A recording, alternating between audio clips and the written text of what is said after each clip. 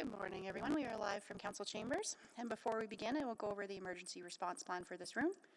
In an emergency, everyone must evacuate through the nearest safe exit. Those seated in the gallery will take direction from security, and Council will take direction from the meeting clerk. After evacuating the room, please proceed to a stairwell, take the stairs to ground level, and evacuate the building through the doors marked emergency exit, and go to the muster point. Do not take an elevator or walk through the city room. Please speak with security or the meeting clerk if you require first aid. Thank you. Thank you very much, and good morning, everyone. It is 9:30, so I will call the meeting to order. And at this time, I'd like to start with a land acknowledgement, and I'd like to acknowledge that we meet on the traditional land of Treaty 6 territory in the Métis homeland, and acknowledge the diverse Indigenous peoples whose ancestors' footsteps have marked this territory for centuries, such as the Cree, Dene, Saulteaux, Blackfoot, Nakota Sioux, as well as Métis and Inuit, and now settlers from around the world. Next, I will start with a roll call. Which order do I go in? Keep everyone on their toes. I'm going to go, no, I'll go in this order. Except then I have to remember who sits here. Councillor Wright. Good morning, Councillor Knack. Yeah, you think I know all the people who sit right beside me. Councillor Principe, I think, is next. Good morning. Good morning. Councillor Stevenson. Good morning. Good morning. Councillor Paquette. Councillor Paquette. All right. Councillor Tang. Morning. Good morning. We'll see if Mayor Sohi is joining. He's not a member of the committee, but he's allowed to join us if he wants. No, I don't believe so. Councillor Hamilton. Good morning. Good morning. Councillor Rutherford. Hello. Hello. Councillor Salvador. Good morning. Good morning. Councillor Cartmel. Morning. Good morning. Councillor Rice. Good morning. Good morning. And Councillor Jans is, I don't think, on here yet, but that's okay. We've got enough people to keep going. So next, adoption of the agenda. Councillor Rutherford. Sure. Happy to move adoption of the agenda for the November 6th Council Services Committee meeting with the addition of 7.5 and the replacement report on 7.4. Thank you very much. Any questions or additions? Not seeing any. Please vote.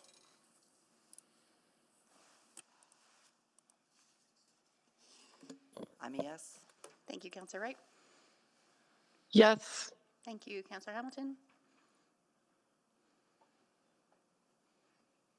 Yes. Thank you, Councillor Cartmel. We have all the votes. Thank you. Please display the vote. And that is carried.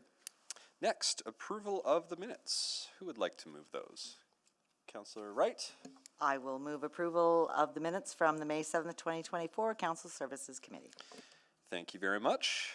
Any corrections, errors, omissions? Not seeing any. Please vote.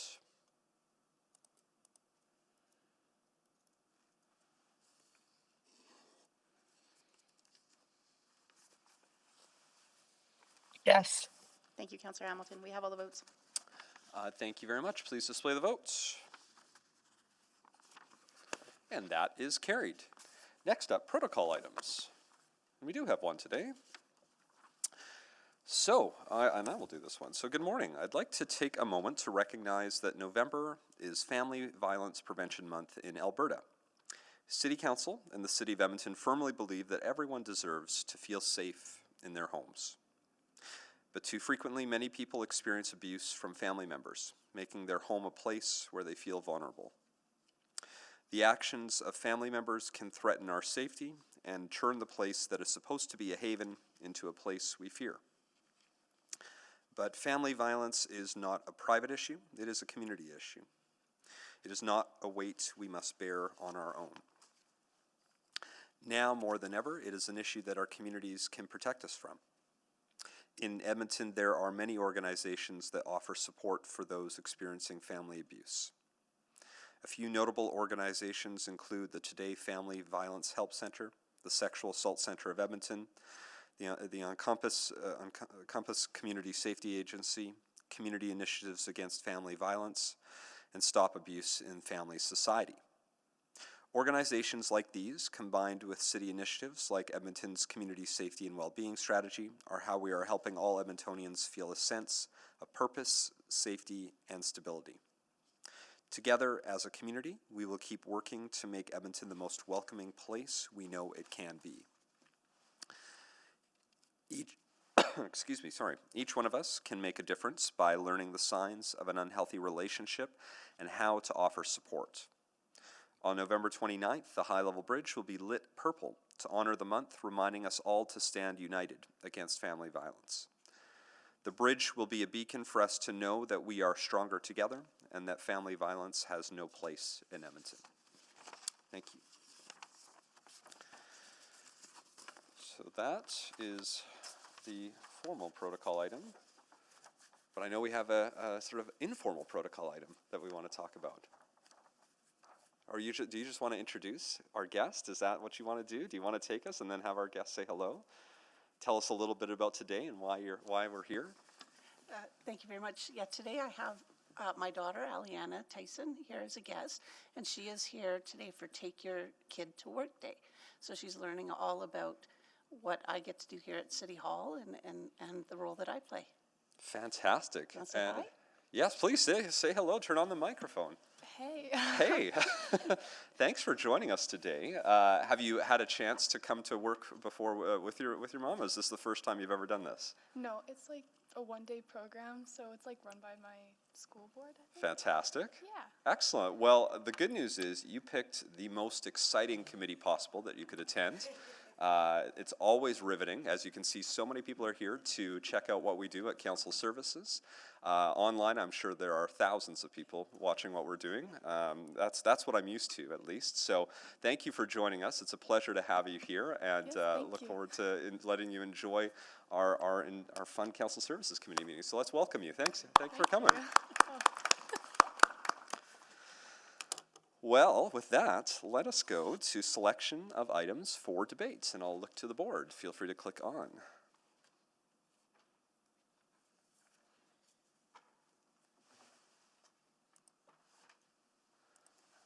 Someone will click on at some point.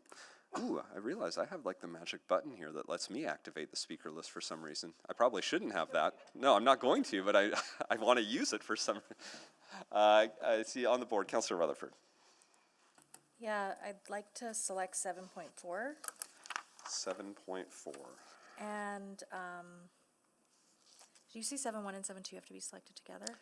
7.2 and 7.3 were suggested that if you're going to select one of those, you should select both of those. Okay. Okay, yeah, I will select that. 7.2 and 7.3? And then, Okay.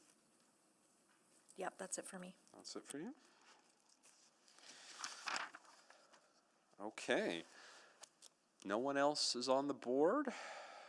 Therefore, if folks are interested, I could take a motion to approve all remaining items. So moved. Thank you, Councillor Salvador. All right, please vote on all remaining items.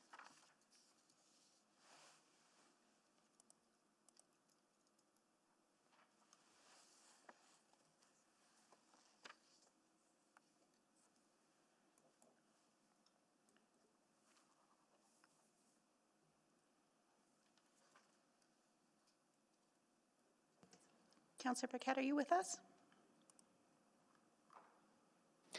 I am, but I can't get my e-scribe up. But I am a yes. All right, thank you. We have all the votes. Thank you. Please display the votes.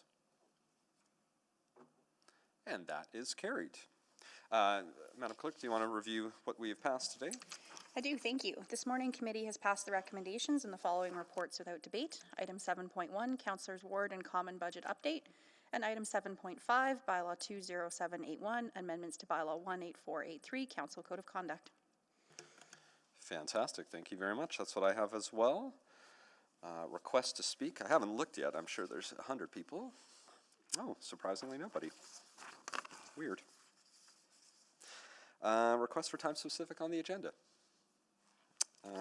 There are none, so we're just going to go in order. There are no councillor inquiries that I was made aware of in advance. Everything else is there, so let's get started. Should we just then officially cross-reference 7.2 and 7.3, or do you still want to treat them as? I think we'll still deal with them separately, Okay. but there may be a point where we say this can be addressed elsewhere. It just depends where the conversation goes. Okay, all right, well then, let's get started on item 7.2. Do we have a presentation? There is no presentation for this item. However, I would like to provide some short introductory remarks before we get into the discussion. Go ahead, thank you. So as you're aware, I'm Victoria Hendricks, the Director of the Councillor's Office Liaison Team. This item is for the budget and expense policy amendments to policy C618B. These amendments stem primarily from motions made at the September 15th, 2023 Council Services Committee meeting, and then our last May 7th, 2024 Council Services Committee meeting. Most specifically in May, the following motions were passed regarding making mail-outs an eligible expense within the common budget, and also that administration allow for electronic approvals, delegated financial authority, and to allow the manager of the Councillor's Office Liaison Team to approve common event infrastructure expenses to a specified amount. These motions were made in part as a result of discussions and follow-up from the Budget Review Task Force final report, which was presented to Council July 4th, 2023, and the current expense policy was approved September 12th, 2022, so it was listed for revision. The recommendation of this report is for this committee to recommend the report to Council to approve the recommendation, as it is a policy change. Great, thank you.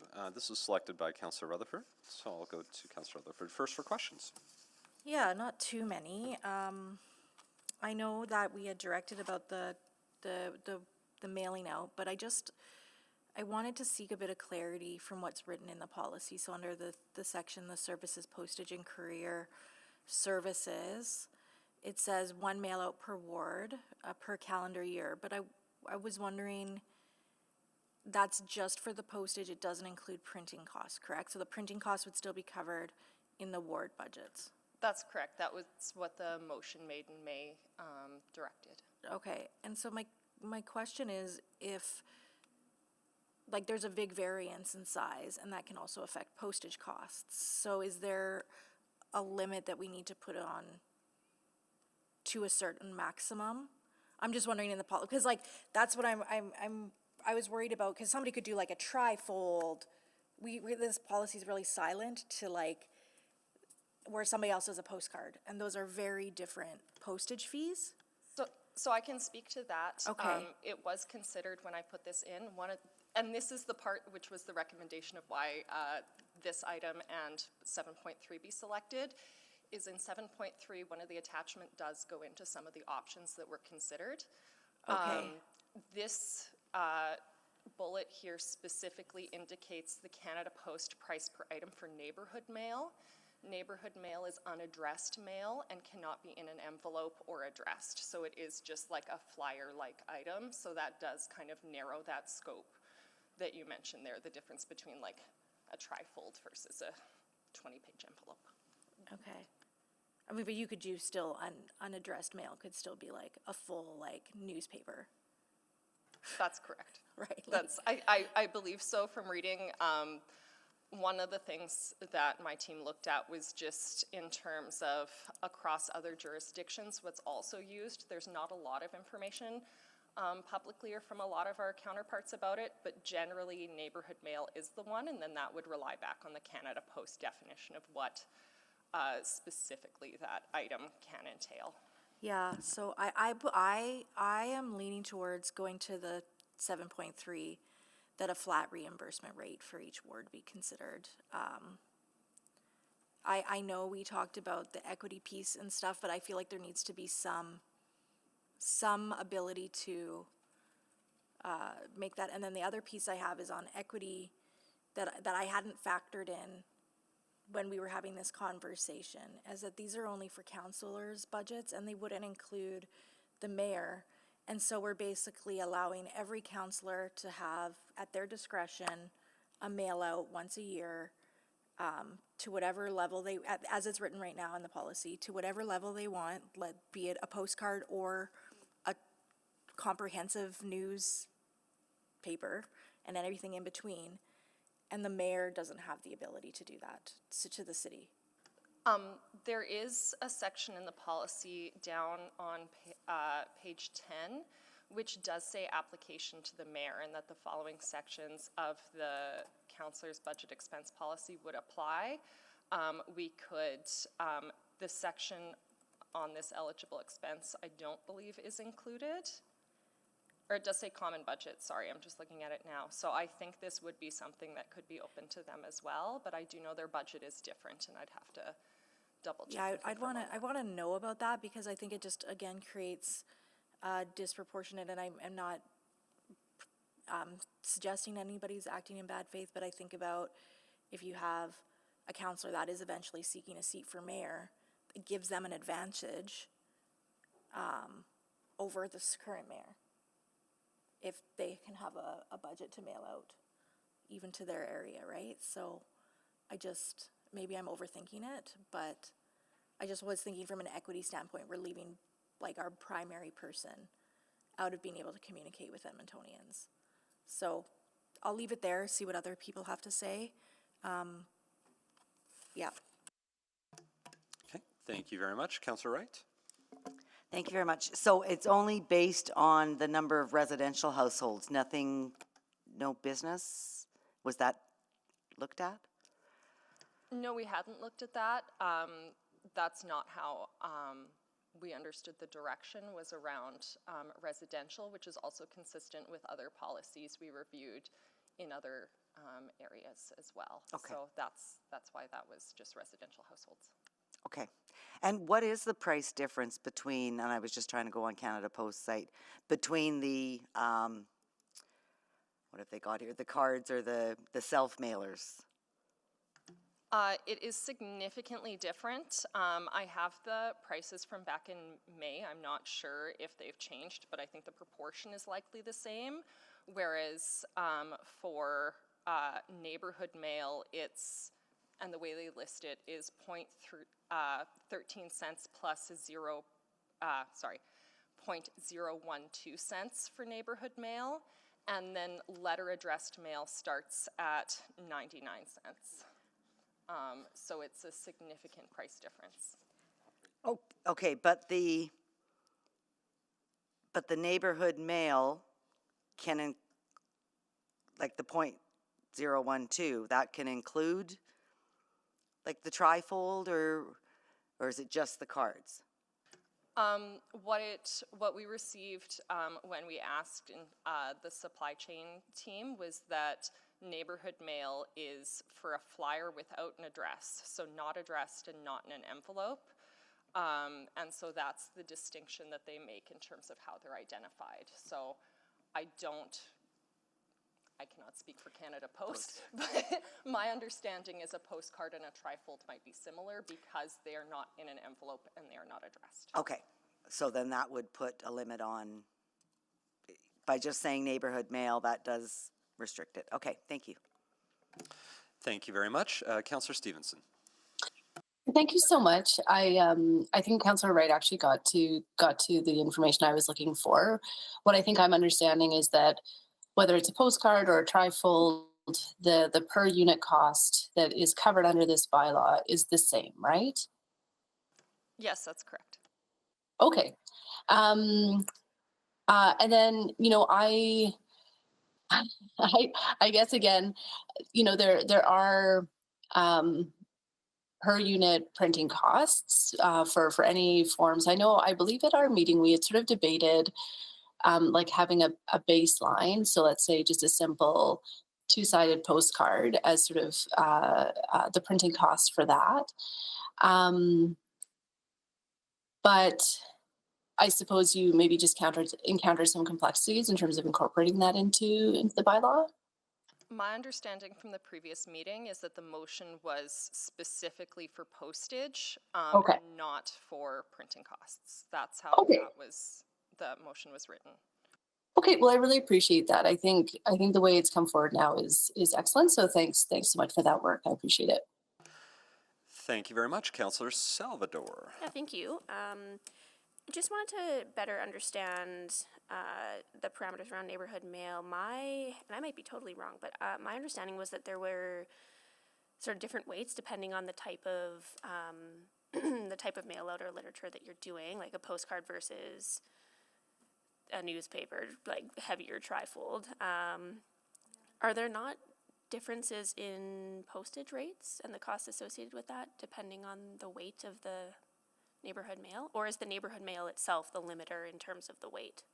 My understanding is the neighborhood mail is the limiter in terms of weight. I am just looking on their website, and they list neighborhood mail examples as cards, self-mailers. And then the rate we received is from the postage service team around that, so it didn't give a range. So that's how I interpreted it, and I'm presenting it today because that's the information I received. Okay. Okay. No, that's helpful. Thanks. Thank you. Councillor Tang. Thank you. So for the common budget, then, we're essentially earmarking a portion of that for the specific purpose of mail out if we approve. Correct? My understanding, and I might have to ask our finance colleagues who I see are still here to weigh in, is that this would make it an eligible expense, but we're not specifically earmarking a dollar amount in this policy like we do for the travel or something like that. It's just making it an eligible expense within the common budget. Okay. Yes, correct. Oliver Zaycock Finance Services here. Okay. So, because I guess in one of the other reports we also talk about there's generally a surplus every year in this, so you're kind of estimating that surplus would be sufficient depending on if everybody chose one mail out. Because I guess I'm just wondering, like, it's eligible, that's great, but we're not earmarking a certain amount. What if we go over? And I think I would say, and I don't know if my finance colleagues want to jump in, but the motion that was put forward was to make it an eligible expense with other financial considerations, not to, my understanding with the common budget is that it is fully allocated, even though there is a surplus. So unless there was money set aside specifically, that money is not currently available within the common budget. This would be counting on that it is available from the rest, predicted surpluses, I believe. Is that correct, Oliver? Yes, we do not have a large sum of money held for postage currently in the common budget. We would expect that there would be savings elsewhere that would offset it, and we would work with councillors as estimates come forward to ensure that we're maintaining alignment with common budget. And historically, we've had in the neighborhood of $500,000 surpluses delivered. Right, okay. So it sounds like a very fluid process on a first come, first basis, on a sort of case-by-case basis, that you'll just try to make it work within what we have. If not, you'll find that resource elsewhere. Is that correct?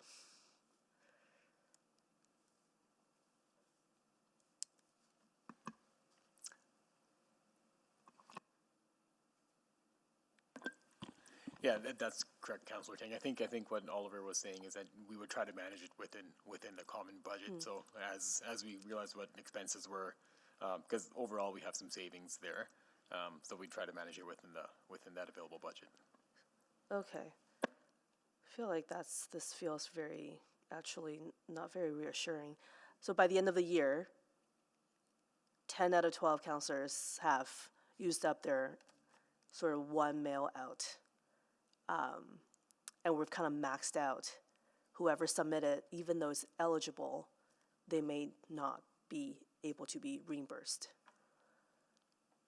I guess I'm just trying to play it out, like, in reality. How is this going to work? We can approve the policy however we want, but if we don't actually say we have the budget for it, or we'll just kind of work within, if it does feel like first come, first serve, and if budget's maxed out, then we're done. I think from a process perspective, we can look at getting estimates in advance of doing the work and looking at it collectively and seeing where we are. Definitely, we want to ensure that all counselors have equal access to the common budget for that. Okay. For the common event infrastructure, can you just clarify, is this what we talked about, like speaker system, sign it, like sandwich signs, that kind of stuff that we request at the beginning of the year? That was the intent for that section there, to be things that each, or that all of the council offices could use together. It would be a shared pool of resources. So in a municipal election year, councillors are restricted from using this budget so that funds are available for any new councillors to access. So for next year, we are restricted to access this starting January? Sorry, that is, unless you can answer yes or no. That's a yes or no question. Yes or no? Yes, based on Okay. the furniture policy, it was mirrored there. Fantastic. Thank you. Councillor Rice. Thank you.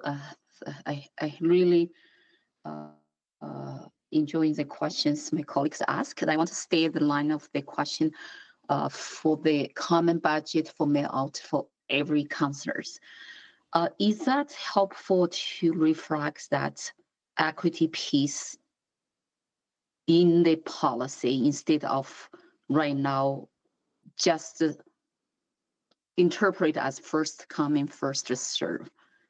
So is that could be helpful, or you think the current words is enough? That the policy doesn't specify in any case a first come first serve option for any of the items, so not for parking or anything like that. In terms of writing, I think it might cause some confusion if that were added for this item to infer that that were also applicable to others as well. But I'm happy to take direction. Okay, that's his number one question. Number two question, and then for the timeline to implement this policy, so what starts to be effective right away if this policy passed today, or is the implication of implementation, forgive me, sometimes too tired for the English second language, and then implementation and it will be next year, next calendar year, or we start right away for the next year. This year, do we have budget for that? So I think not speaking to the budget part, but specifically for the policy implementation, if this were approved to move to council today, it would then have to be on a council meeting to be approved as part of a policy. After that, though, we haven't discussed a specific timeline, so I can't speak specifically to the budget, but it could be implemented quickly after the approval at council. But for 2024, do we have a budget already embedded in our common budget, or we are planning for the 2025? So that's my question. So at the moment, our recommendations are not to increase the budget and manage within the approved budget, but that's definitely something we could look forward into next year. It wouldn't be able to make it into 2025 unless it's in a subsequent budget adjustment report. So what I heard here is the current budget does not include the implementation budget for 2024, even though we passed it today. So I think what we just discussed was that there isn't a specific budget for this item within the policy. I think Oliver was talking about perhaps if there was a specific item. So I would maybe look to my finance colleagues if they could speak to whether this could be subsumed within the current 2024 budget if it were approved. Is that So my question is simple, yes or no question. So in 2024 budget, do we already have this piece of budget embedded in the current budget or do not have? So my question is, I'm not asking additional budget to be added. I'm asking the existing budget is already included this piece or not for 2024 or for 2025. Councilor So because Harm Rai from Branch Manager Financial Services. I think what we're saying is like we don't have a specific line by line item for mailouts in the common budget. I think what we're saying is based on historical trends and spending we've seen in the past in this line item, we think there's sufficient funding to be able to accommodate this within the available common budget. If we see that that's trending upwards over the next year, then we might come back and have a discussion with council on that. But right now, we think there's sufficient funding available within the common budget to accommodate for something like this. Okay, so in terms like the each councilor's office budgets, that is if there is a surplus in the councilor's office, is that surplus automatically go back the common budget pool?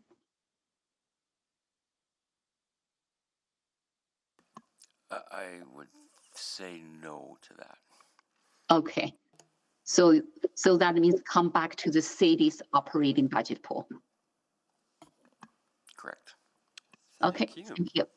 I'll just quickly take a quick round, just based off Councilor Rice's questions. I think I had a similar question to her and just want to ask it in a slightly different way. In report 7.1, which I know we didn't select, it said that the common budget is trending with right now the trend is $159,000 surplus. So what your suggestion is that if this goes to council and council approves it, there is a possibility that councilors could choose to use it still in this fiscal year because we're trending with a surplus. And that's also why you're making the suggestion that we don't need to break it out for a separate line item going forward, because this is a very common situation for us to be in that surplus. Is that correct? I saw a thumbs up, but if you don't mind saying it out loud for those online. That's correct. We think you could probably manage it within your common budget, and we'll monitor. And if we think there needs to be adjustments, we will let you know. And then because we do have the potential, like we did today with item 7.1, where we can have common budget updates at council services committees. So if, in April next year, for some reason, something's looking out of the ordinary, you would be able to put that on one of our council services agenda, and council could be notified and saying, hey, this is looking off. If nothing changes, we might actually have trouble in allowing everyone to do one mail out. You might need to take a different approach. So that would be how you would be handling it. Is correct? Yeah, that's exactly why we're bringing forward these periodic updates. Yep, exactly. To keep you informed. Great. Okay. Thank you. Those are my questions for second round. Councilor Rutherford.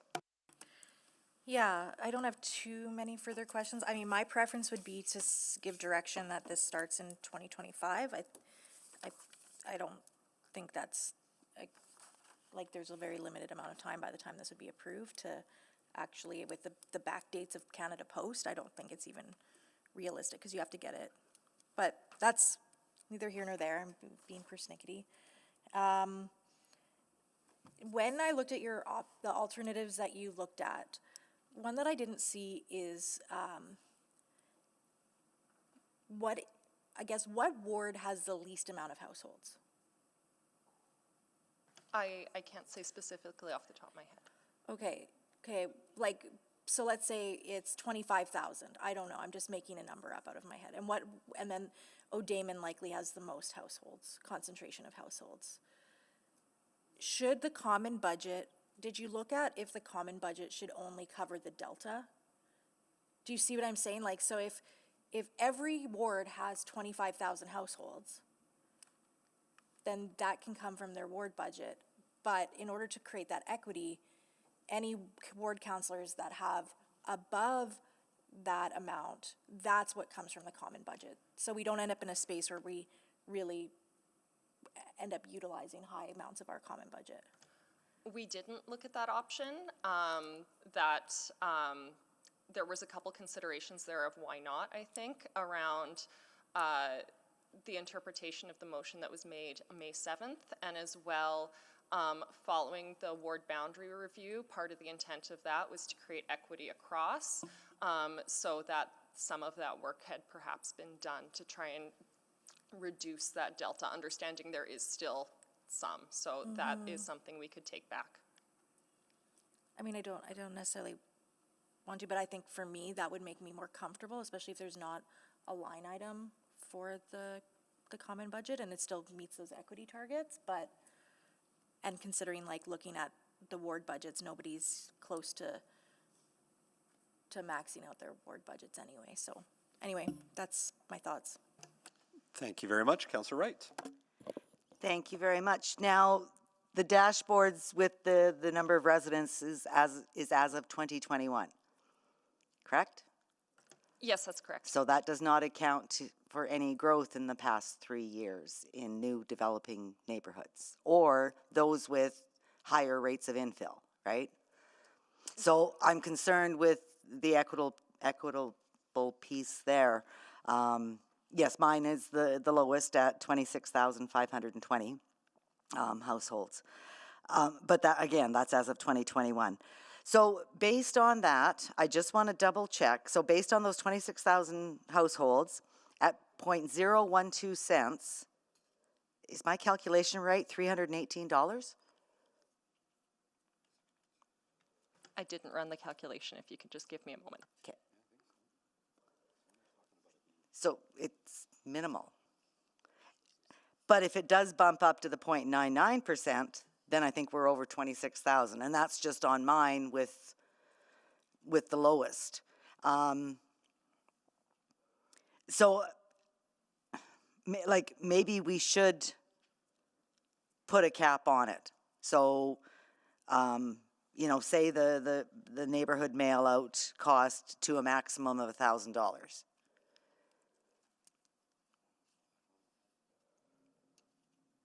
So I did just run the numbers. I got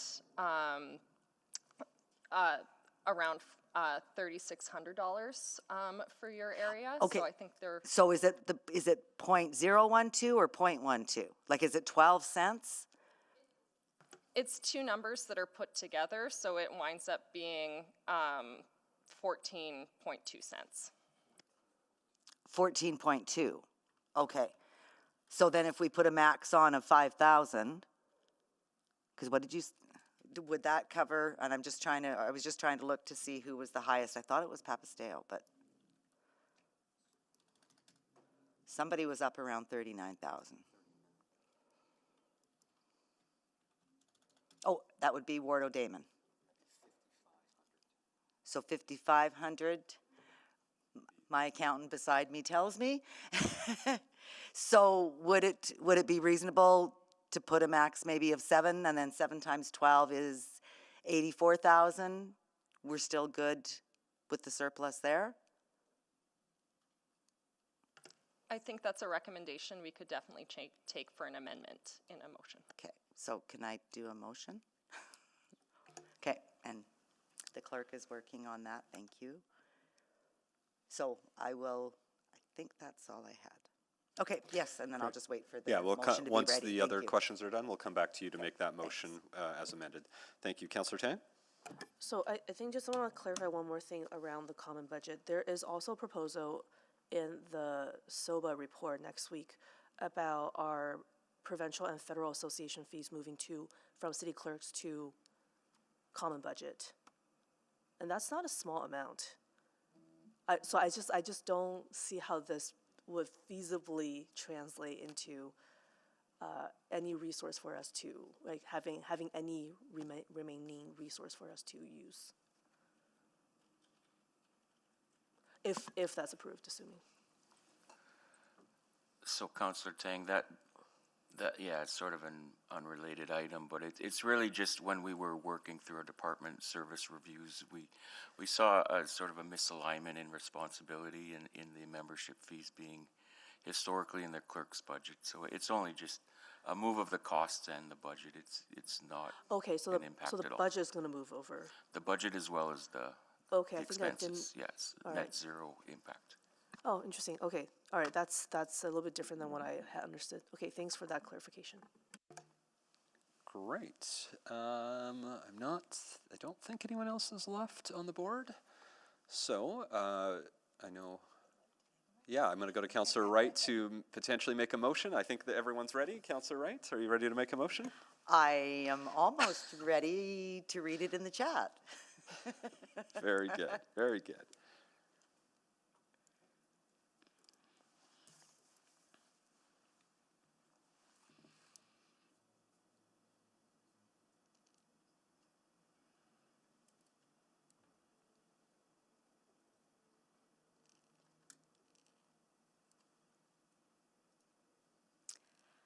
So I would like to move that Council Policy 618C be amended as follows, revising the common budget section 3C to read postage and courier services, including postage costs for one mail out per ward constituency per calendar year. This will be calculated using the ward dashboard to determine the number of households in each ward and the Canada Post price per item for neighborhood mail to a maximum of $5,500. Okay, so that is the motion.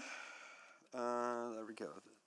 The Council Policy C1. Oh, there it is. Thank you. Okay, great. So that has been moved, and now we will do questions on the motion. Councillor Principe has not had a round yet, but Councillor Principe, please go ahead. Thank you, Councillor Knack. I just have a question about part of the wording in the amendment. It says the Canada Post price per item to a maximum of $5,500.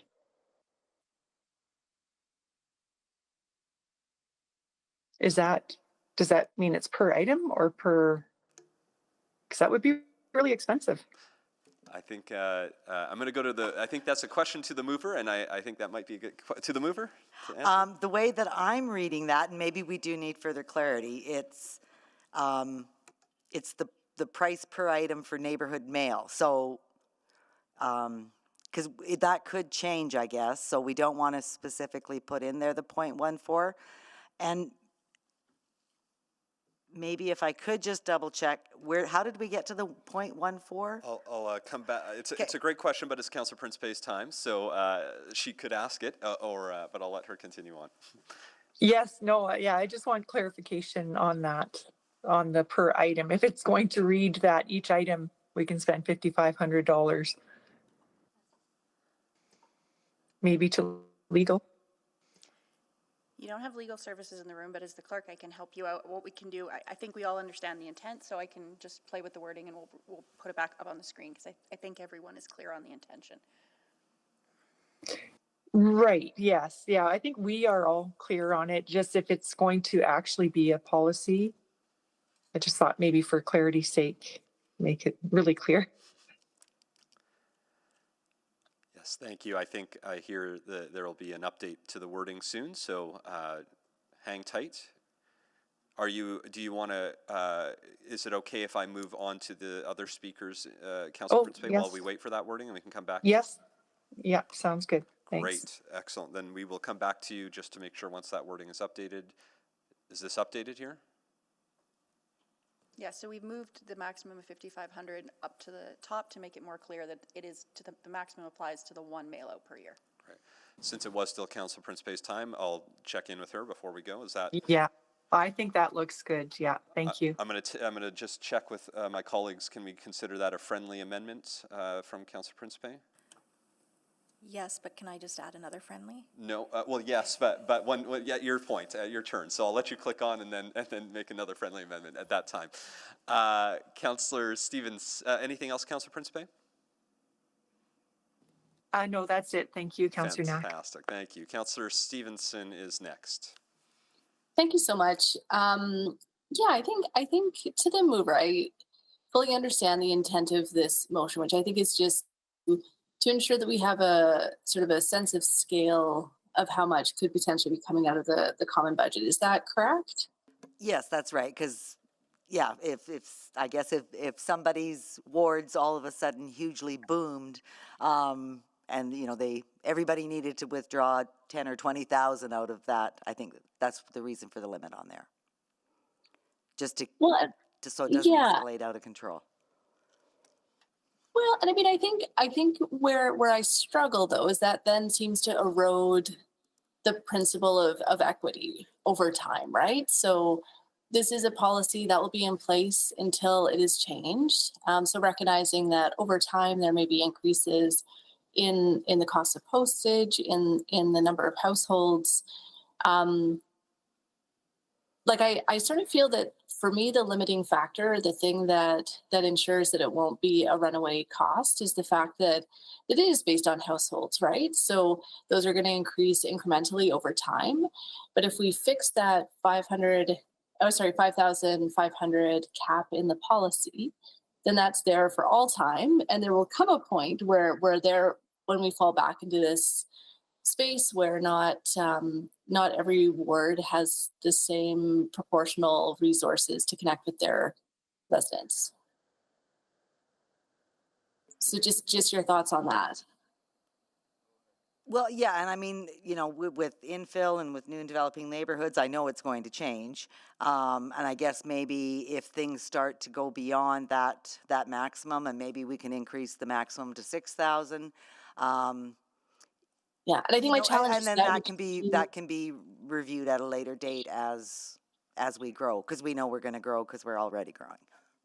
Yeah, and so I think if that's the intent, if the intent would be to sort of evergreen and make sure that that's keeping up with inflation, then I actually don't think it's needed at all, because that will just happen naturally as households are added. And so maybe just to maybe to our friends in finance, does the common budget grow year on year based on a formula of any sort?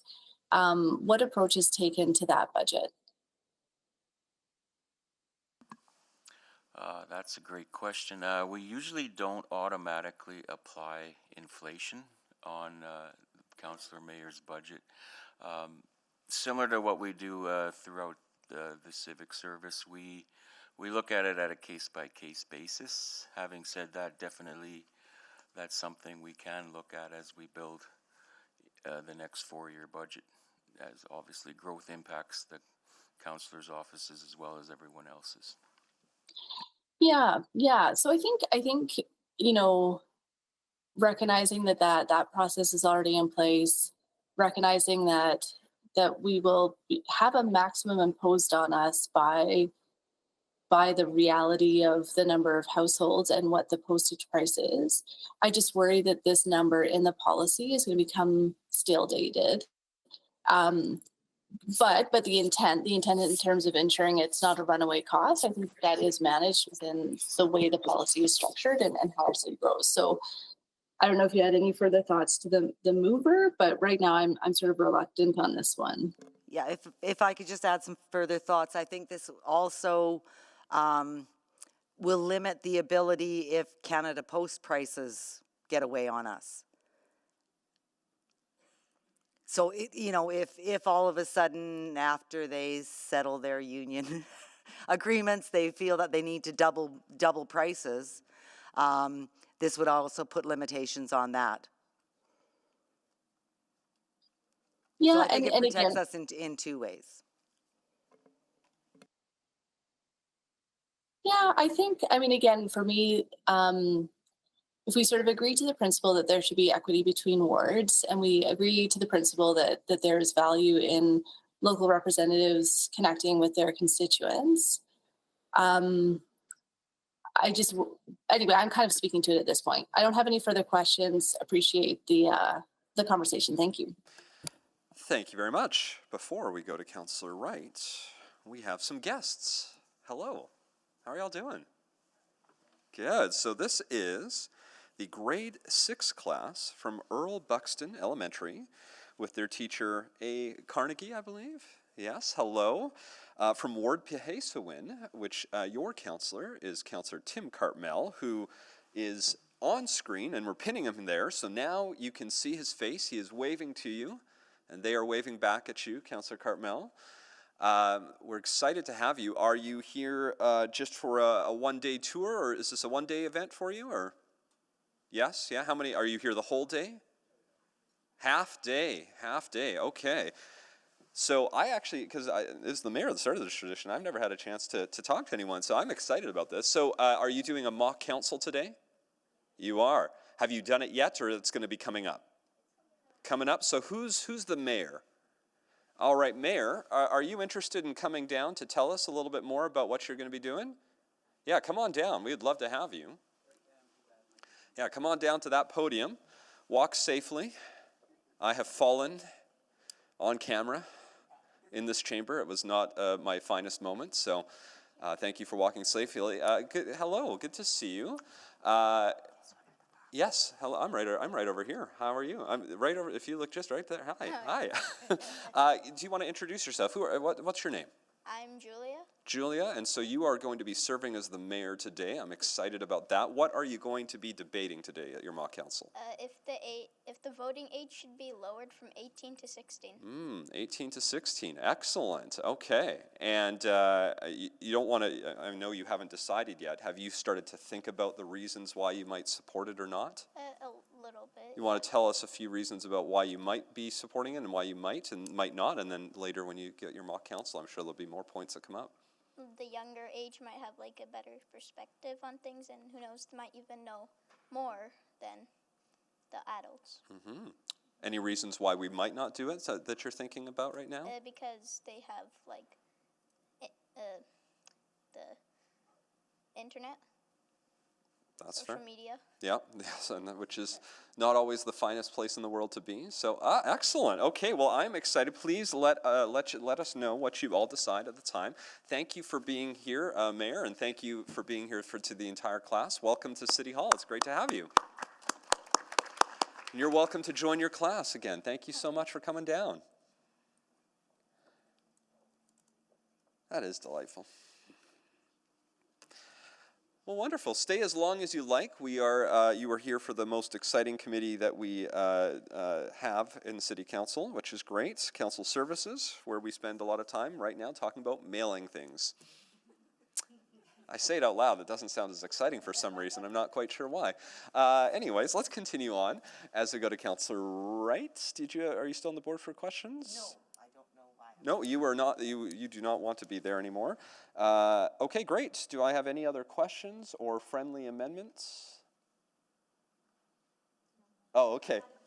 Oh, okay. Oh, very good. The friendly amendment was a grammatical change that has already been made. So, excellent. I don't see anyone else on the board. So, with that, I'm going to move to speaking to the motion on the floor. So, please click on if you would like to speak to this.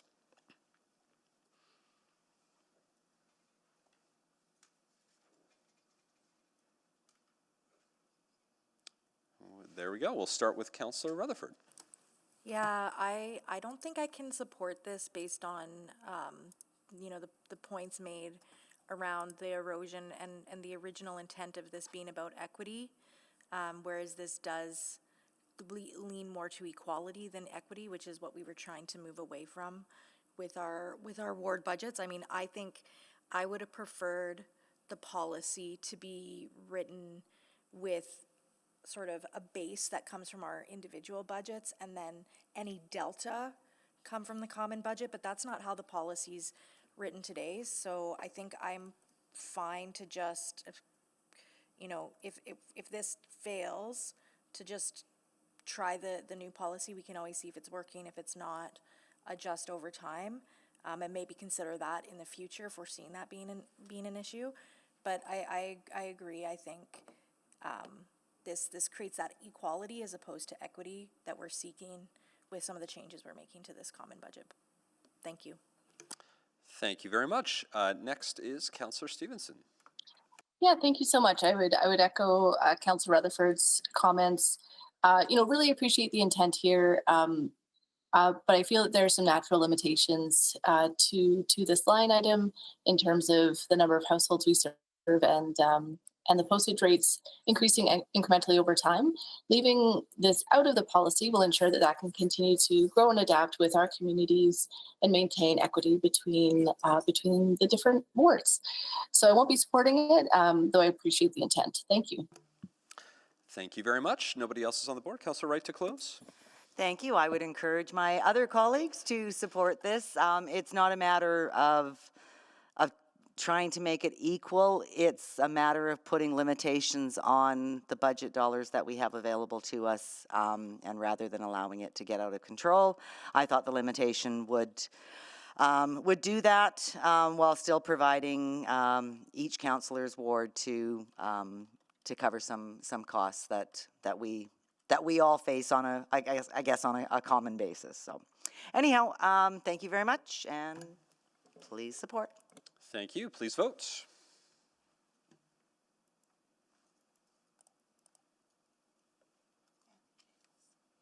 Adopt.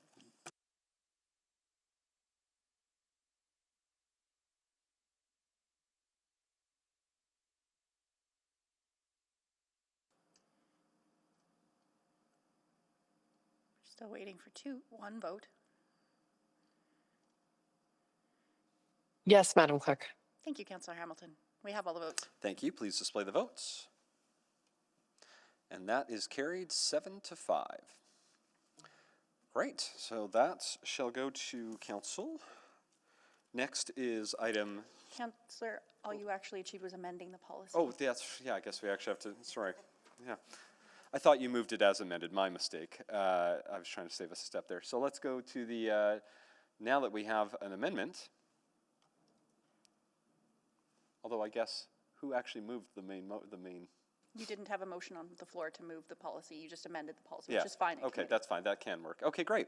So now we have an amended policy. Is somebody willing to put that on the floor? Councillor Wright?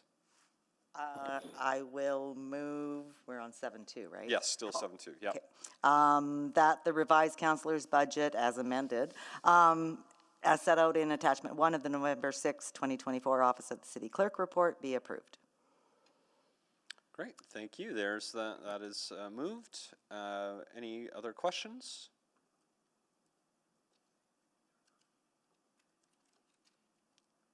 I'm not seeing anyone on the board. Anyone wishing to speak?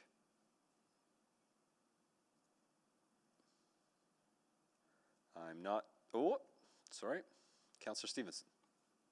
To speak? Yeah, thank you so much. Great. I am really excited to see this policy moving forward, even with that amendment. I think it's a huge step forward to ensuring that each of us have the opportunity to serve our residents as well as we can, that we have the resources in place to be effective in our work. It's a very small step towards that equity that I think we need between our wards, but I think it's an excellent one. So really appreciate all the work that went into this. Appreciate that we've been able to come this way as a council, and look forward to supporting it. Thank you. Thank you. I don't see anyone else on the board. Councillor Wright, any closing comments? None at all. Thank you. Please vote.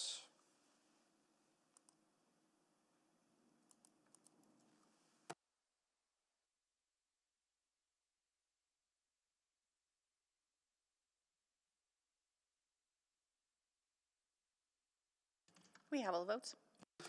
Thank you. Please display the vote. And that is carried. Now we can move on to 7.3. And again, checking in, do we have a presentation or just opening comments? I do not have a presentation, just a couple opening comments.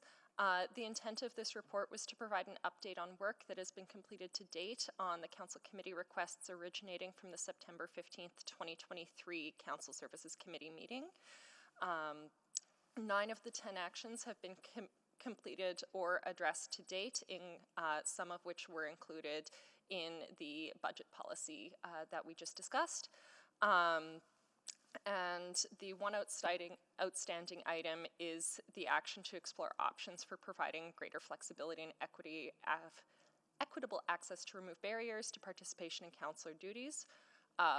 Some work has begun to develop options. However, this was also raised to the Independent Council Compensation Committee, whose final report will be presented to council next week. So we'd like to we've left that item to the start of next year so that any findings they have can be incorporated. As well, we discussed the mail-out options in the attachment that were also included in this item. Great. So just as are you wanting to wait on questions on point 7 specifically till that report, or can we also ask some questions now on that? Or? Do you?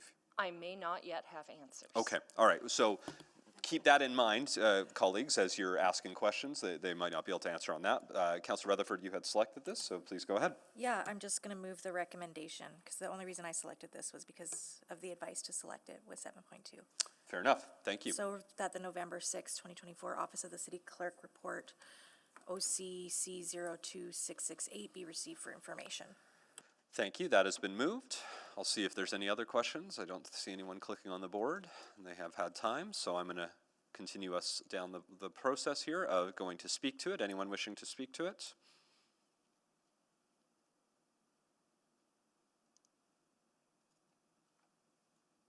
Seeing none, Councillor Rutherford to close.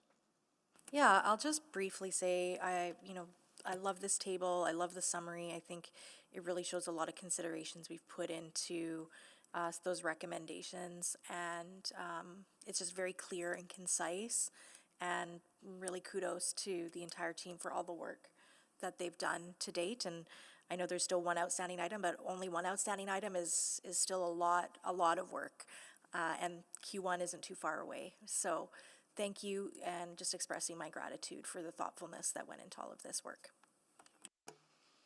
Thank you very much. Please vote.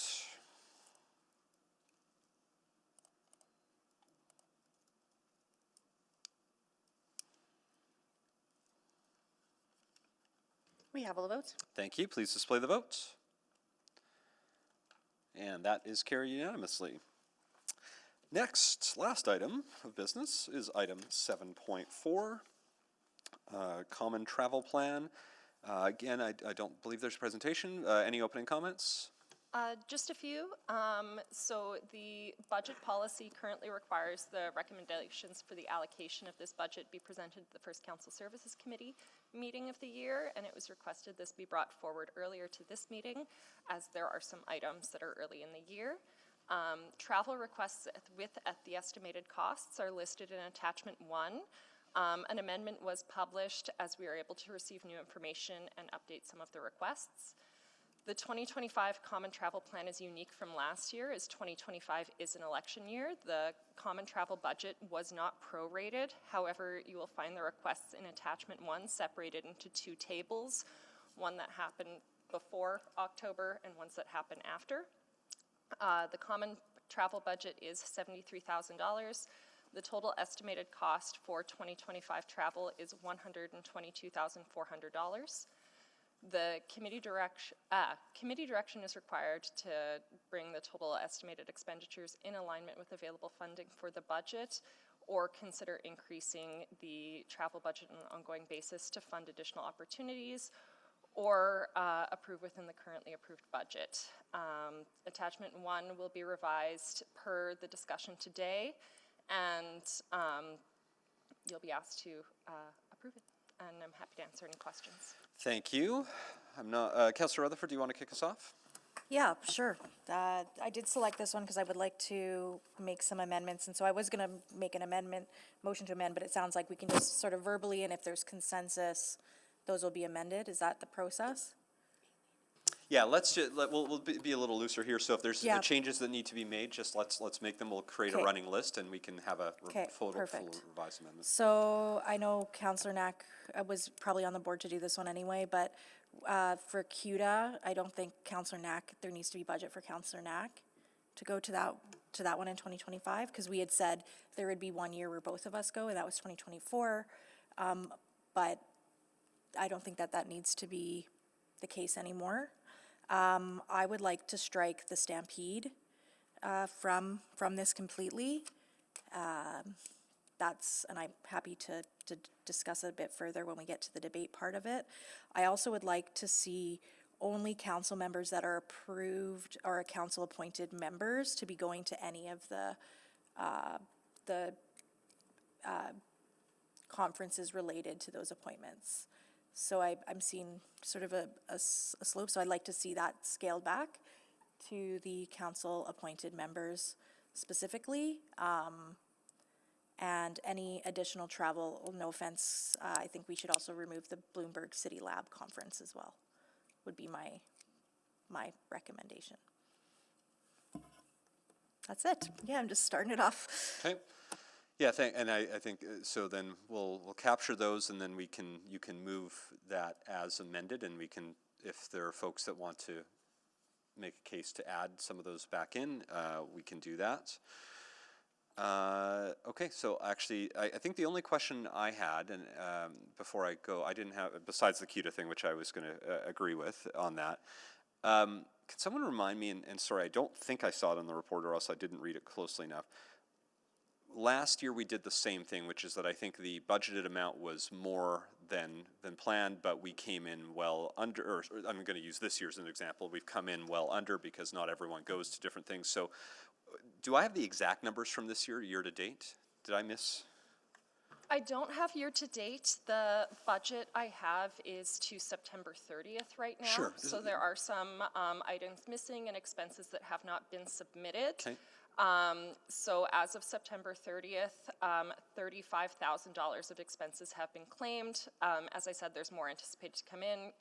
CUTA, the conference will be taking place later this month, and there will also be FCM advocacy days coming up. So there's additional expenses. What did we originally expect to, what was the, I'm thinking back to when we approved this at the beginning of this year, what did we approve? Which, I believe it was 93,000. yeah.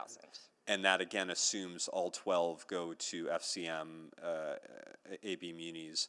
And so even with those outstanding items, we're going to be well under our previously approved amount, which is also going to be under what our normal calendar year amount is. And that's been the case for as long as I've been here, I think, correct? Oh, sorry, just your mic turned off the other way. Sorry. I believe so. I did check the numbers for 2023, 2022, and 2021, understanding that was during COVID, so travel was limited. The expenses were significantly under at around 56,000, 37,000, and 13,000 respectively. Okay. And I also saw nodding up above, just because you might have numbers prior to that. I can't recall of a year where we've ever been even close to what was budgeted. Is that your recollection for past years as well, prior to 2021?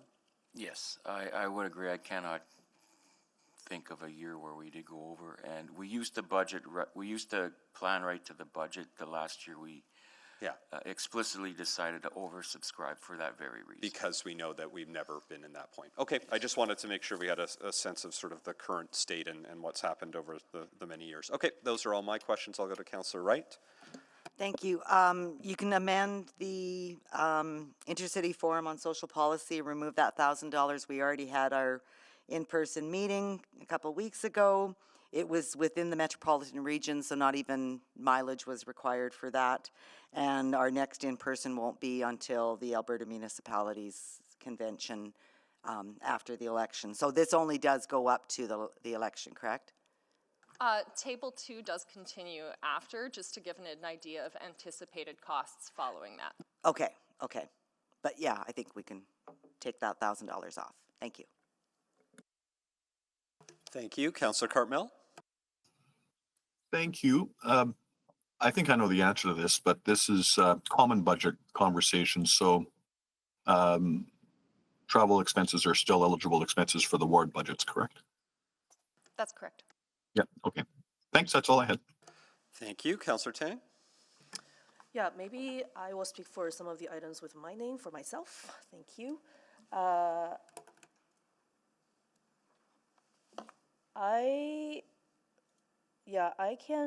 happy to remove the Bloomberg since that's my request. It's been a standing item, but I've never been able to go.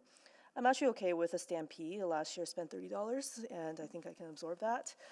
I don't agree with the notion of only designated counselors to certain associations participate. I think if we look at this list, not every name is on there except for the provincial and federal association. And if we actually went with that suggestion, then this will be disproportionate amount of travel budget will be to only a few council members. And for all the talks we just had on equity, I certainly don't think that's very equitable. I don't plan on going to FCM in Ottawa this year. I know I'm eligible, but I'm stating that here I'm not, which is why I had opted for the February meeting for Sustainable Communities Conference. So I'll just put that there. Yeah, I think other than that, I'm fine with all the others. Thank you. I'm realized I made a mistake and not ask about one other item. And I appreciate this might be in conflict, although there's nobody else who's put their name forward for it, but it could be in conflict with Councillor Rutherford's potential motion, which is that the spring MLC for AB Munis, is it that you didn't hear from anyone in interest of attending? Is that? That's correct. Okay.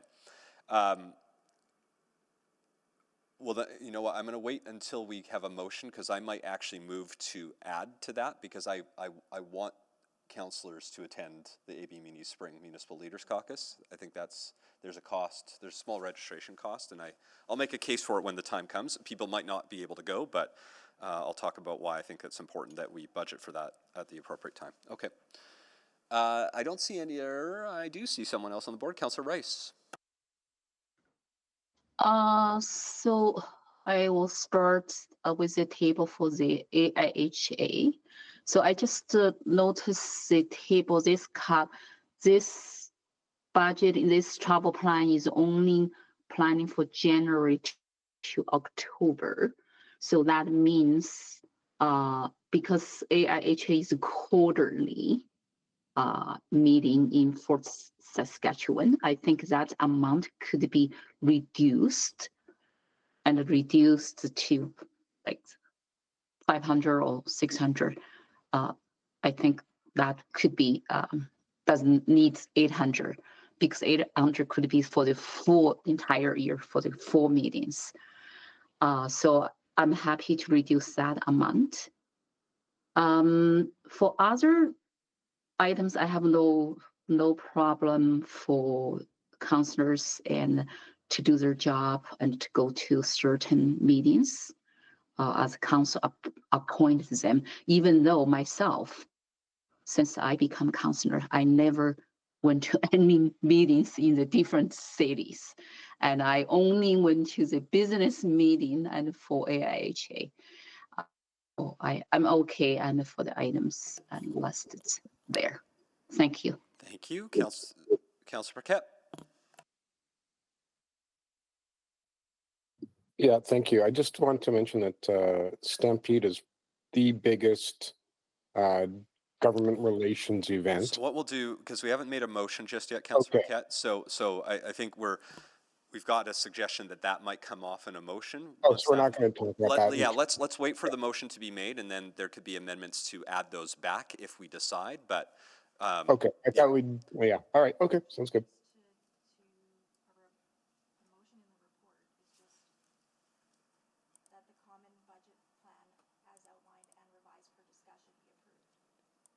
But you haven't made that motion yet, right?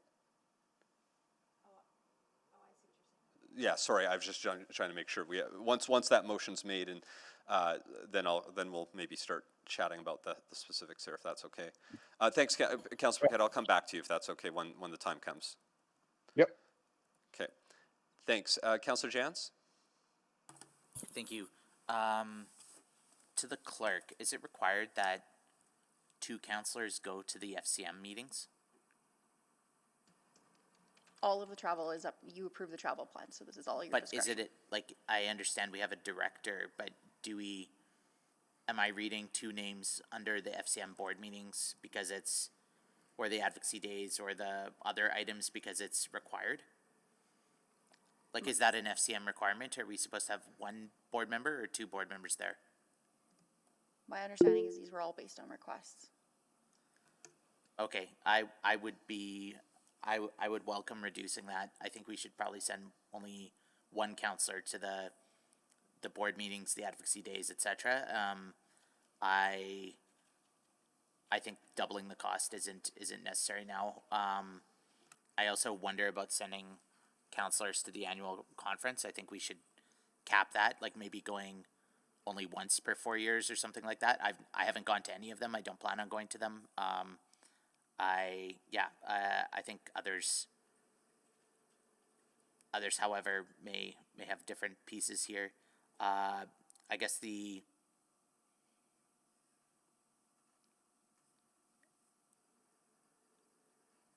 I see some reductions here, which are I'm assuming have those been passed, or are those, like, I'm looking, say, Calgary Stampede is struck out?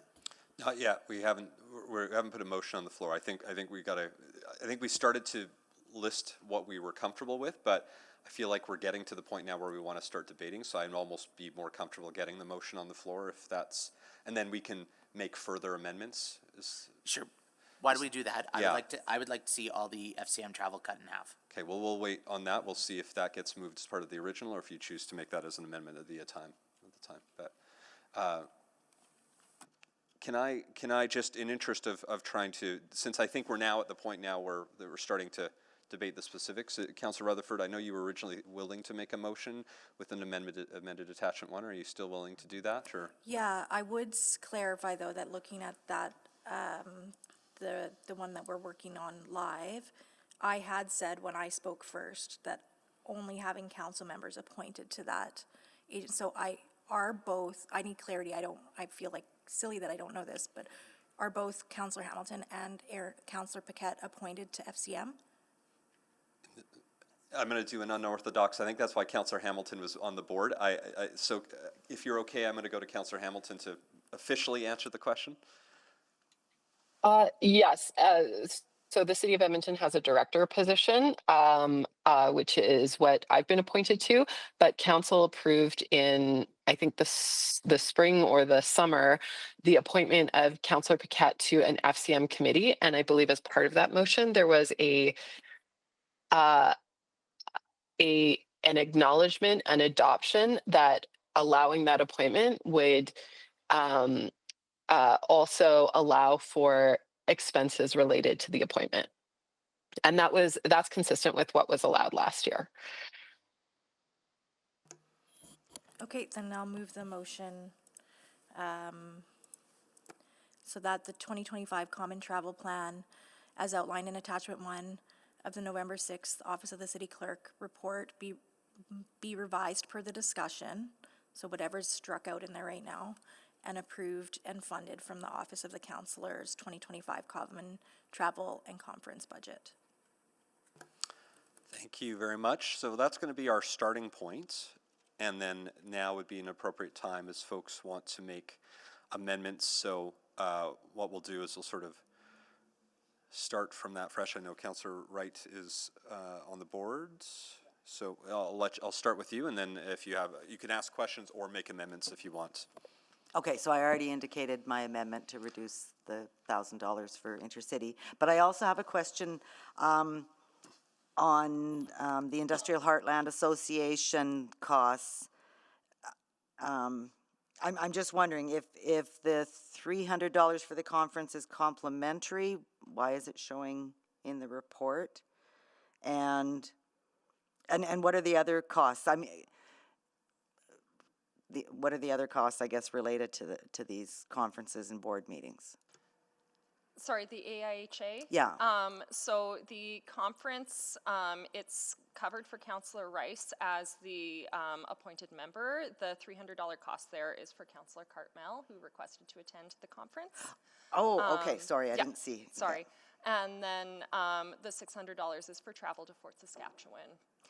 But Fort Saskatchewan is in the Edmonton region, and I thought those costs aren't covered under the travel plan. That was consistent with last year and as per the request of Councillor Rice. So perhaps she'd like to speak to the cost she's incurring. Yeah, I know it's always, council services is a little bit more flexible. So I mean, I would say it'd be more appropriate versus just asking her that if you would like to amend it, you're welcome to. This was based off councilor requests, and this is what came forward to us. So if there's further amendments to that list, you're welcome to do that, and then that would allow any councilor who's being impacted to speak to that or ask questions about it. Well, I think what I'll do is just leave that to Councillor Rice as to whether or not she wants to remove that cost from there. Okay, that would also be her ability if she wanted to make an amendment. Thank you. I'm going to go to Councillor Paquette next. Yeah, thank you. Yeah, I just want to mention that Stampede is one of the biggest government relations events in Canada. And I think the reason that some councillors have gone over the past using their ward budgets is to advocate for the city. It's not for the it's not for the fairgrounds. It's not for the rodeo. It's because that is the biggest gathering of federal, provincial, and municipal leaders in our country on an annual basis. And the reason that people would go is to advocate for the city, to build those relationships. Councillor Paquette, And you are doing a great job of introducing a possible amendment to an motion, but yeah, no, I know you're keeping me on task. Would you like to make an amendment to re-add that? Stage. So to administration, understanding that, are there other municipalities who set aside a budget for Stampede? We haven't done a jurisdictional scan on these costs, so I'm unaware of what that, whether that is the case. Okay, I believe that is the case. So that would be good to have that information in this debate, but we don't have it in front of us. I'm not sure how to ask this as a question, but let me put it this way. Did we recently receive, and I believe we did, news from the federal government about grants for Indigenous specific housing?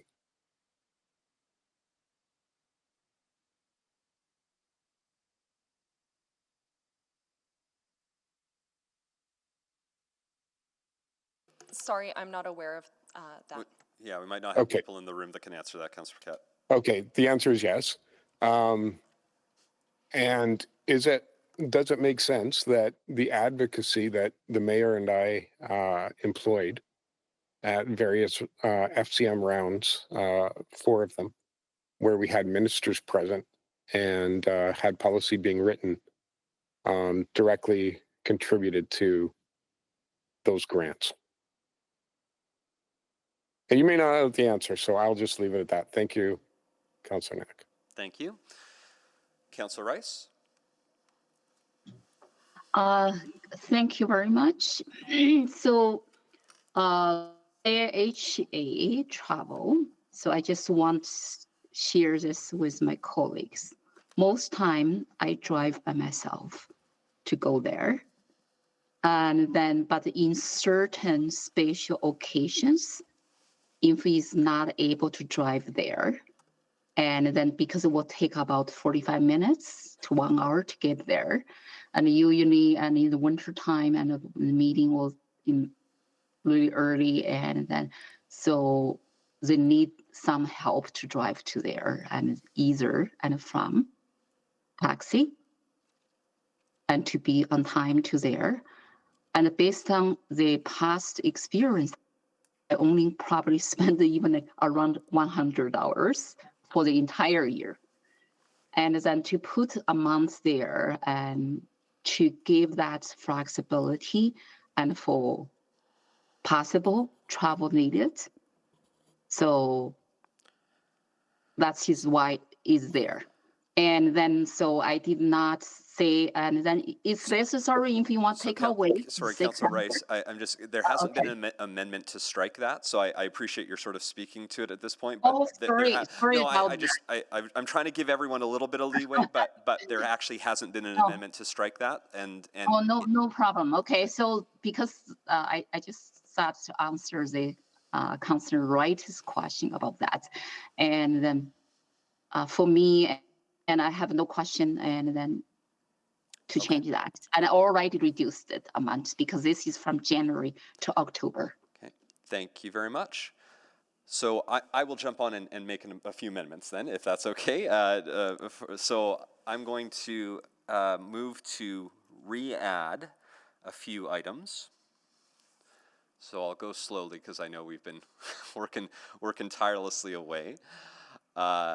I'm going to make a motion to re-add the Sustainable Communities Conference items, the Calgary Stampede, and the Accelerating Canada's Hydrogen Futures.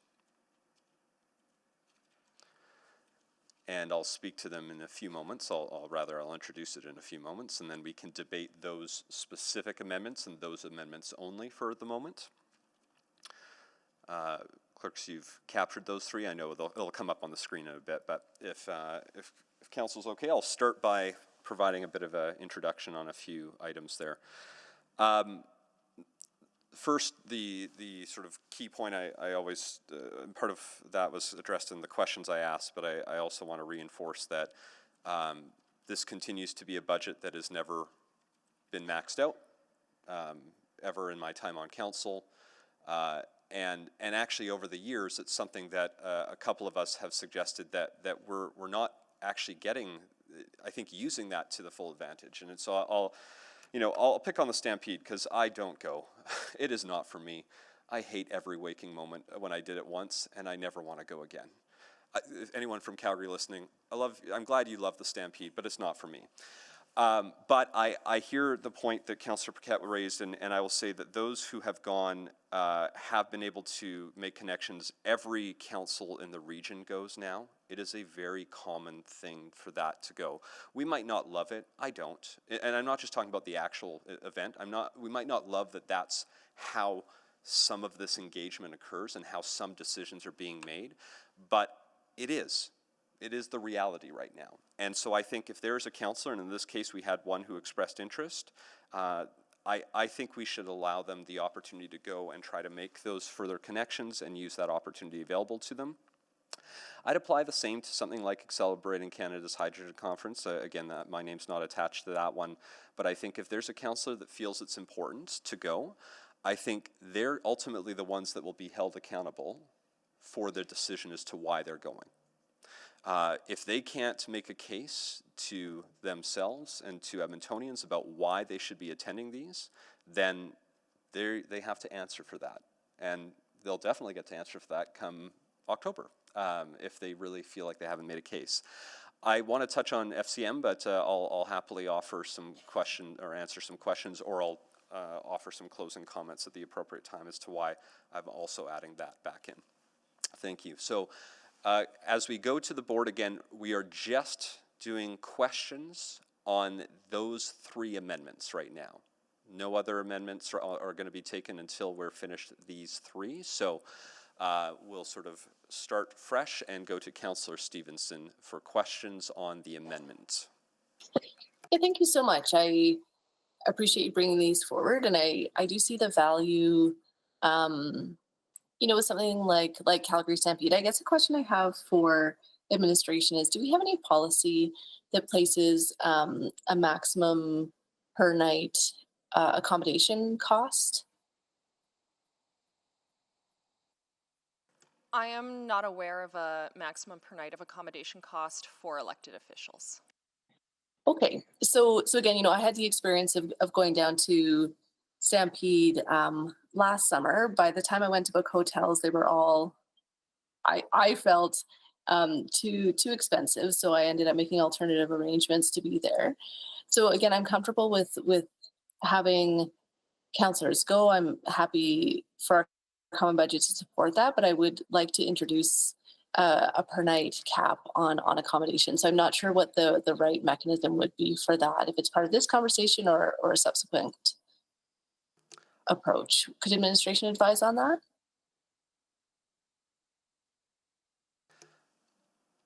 They're conferring right now. My assumption is that might be more of a subsequent direction, but It does sound a bit more like a subsequent. We'd want to see how we're going to phrase it, but it's sounding like a subsequent would be best. Okay. Okay, great. Well, thank you. I'll just come back to that at the appropriate time. Thank you. Thank you. We are going to continue on questions on the amendments. Councillor Rice is next on the list. I do not have this amendment. I do have the one question for the revised. Okay, well, we'll come back to that after we finish this specific amendments. Thank you. Are there any other questions on the amendment? I'm not seeing anyone on the board. So what we'll move now to is speaking to the amendment. Perfect. Councillor Rutherford is on the board for speaking to the amendment. Go ahead. Yeah, I mean, I feel the need to speak to this because I was the one that put the original revisions on the floor. I hear my colleagues on the importance of the stampede. I hear the importance, I mean, everything is important. Everything is important, and there's things that we don't even have on this common travel budget that are important. I also hear, the questions that my colleague asked about, do we tap out our board budget? And I think that's kind of inconsequential, or not board budget, common budget, travel budget. And I think it's kind of inconsequential because if we don't spend that money, it goes back to the common operating pool. And we've been in a deficit. So I don't think that's a fair comparison right now. And I think we're asking our city staff, we're asking Edmontonians, we're asking so many people, and so to me, it's small amounts, but it is symbolic of the greater picture that we're faced with, and probably some of the hard conversations that we're going to have. And I bet you we're going to end up debating things that are about $50,000 in December. And this, if we can keep this manageable, that would be likely $50,000 that could go back to the common budget for 2025. So that's why this is here. Councillor Cartmel asked a really great question. There's nothing stopping any specific ward councillor from using their ward budget to go to the Stampede, to go to the Hydrogen Future, to go to Sustainable Conference.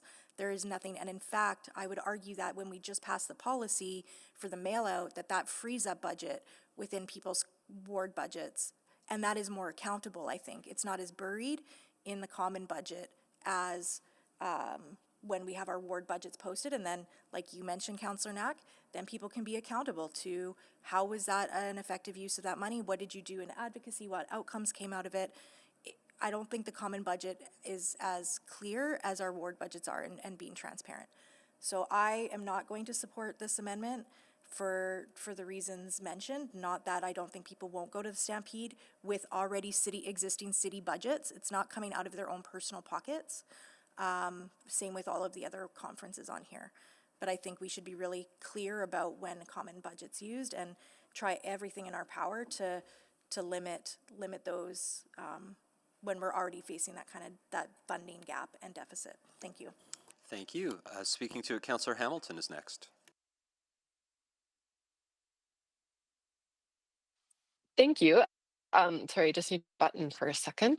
So I appreciate the hard line people are looking at this through. What I caution against is that there are limited opportunities for, first of all, on the Stampede item, I think I agree but I'll also say going forward, Councillor Knack is absolutely right that there are people from the region there. There's people from all over Alberta. Anybody who wants to engage with government, including to an extent municipal government, goes, but it's really for the provincial and federal government, and you have that captive audience, and there's a lot of really good things for Edmonton that's come out of that. And I would say that a lot of smaller municipalities start to condition or reinforce their budget asks during that time. And I'm with Councillor Knack. It's not that much fun, honestly, but I think we could, I would caution against taking too hard a line on that in future. But that's always something that I've put through my board budget because this debate is so much fun every year. I turn my attention really to some of the conferences as a municipally elected official. Actually, I think generally as an elected official, you have limited opportunity to do professional development. And I think that's a really important ongoing, I think it's important in terms of refreshing your own leadership skills, gaining new knowledge. And I appreciate this year I didn't go to Alberta municipalities. I appreciate some people like to go to FCM and some people like to go to AB Munis. Some do both and some do neither. But I think that making space for those professional development opportunities, which are, you know, in most professional work are considered a duty that you have, is something that I think we should hold space for. So I wouldn't support any cutting access or limiting access. I think people have self-selected, and so far it's worked out. So trying to over-engineer that process, I don't think would be.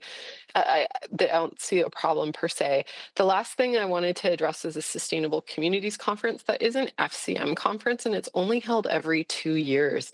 And why I think it's a little bit different than, say, going to something else that may be more of a personal interest for a councillor is that council has identified climate change and climate resilience as one of its key priorities. And so limiting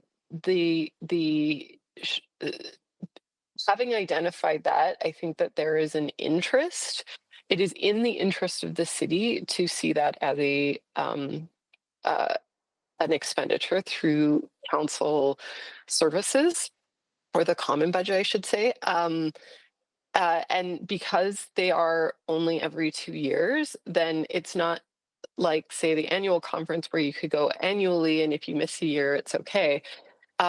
You may never actually get to go. There just isn't enough. So, and I think they have really different, probably more directed conversations around how municipalities can address climate change and climate resilience and energy transition. I think those are really important to stay on top of, and honestly, the more people the better. So it happened 2 years ago. I think maybe only I couldn't even go at that time, so I think it would be amiss to limit that through the common budget, because I think there is a benefit there, and I don't think it'll cost that much. But again, I think per council, I support what Councillor Knack is saying, that it will actually come it'll all come out in the wash, so to speak. So that's all I have to say. Thank you. Thank you very much. Councillor Jans. Yeah, I would speak in support of cutting all three of these, or so I would speak against the motion, I guess. I think that what's really important right now is the tone at the top. We are trying to conserve resources, we're trying to conserve money, we're trying to focus as much as possible. I'm not convinced that looking at the Sustainable Communities Conference, there's anything there that we couldn't gain through other PD opportunities, like, say, participating in Climate Caucus, which is virtual, which is around the province. I think that everyone's having to make cuts, everyone's having to hold back and put off things to maybe another year, another time. I think that there's great value in having PD opportunities in Edmonton, bringing people into Edmonton instead of us going out to places. Recently, we just passed that single stair building item. That the genesis of that motion for me was I identified a leader, a Seattle architect, flew that person in, paid out of my ward budget, hosted a public event, had hundreds of people there, brought them into meetings with city staff, brought them to meetings with you, and then went from there. Like, there's things we can do to bring PD into Edmonton that is accessible for Edmontonians and welcoming for everyone, rather than just the cost of flying one person out to one conference somewhere else. I don't think there's value in the Stampede either, and I think there's a false attribution bias about, we got these funding things because we schmoozed some person at some event at some time. I don't think that's it at all. I think there's literally decades of work being done here through documents, through letters, through advocacy, through meetings, through etc. I think we need to cultivate a culture of continued meetings at the Ledge, sitting down, having those conversations. I think the idea that we need to go to golf tournaments, or we need to go to hospitality suites, or we need to go meet in late night badly lit bars with elected officials and lobbyists and government relations hangers on is not I think true and not effective, and And again, I think the reason that we've got wins for Edmonton, be it the recent Indigenous housing announcement, be it whatever, is because of the work through different organizations, advocacy, media, etc. None of us give money to municipal organizations such as the community leagues or somebody else because we meet them at K-Days. We meet them because they have solid budget proposals with a great case for investment, return on investment, etc. That's why we fund initiatives, not because of party culture. And so I think Stampede is fun. If somebody wants to go for it.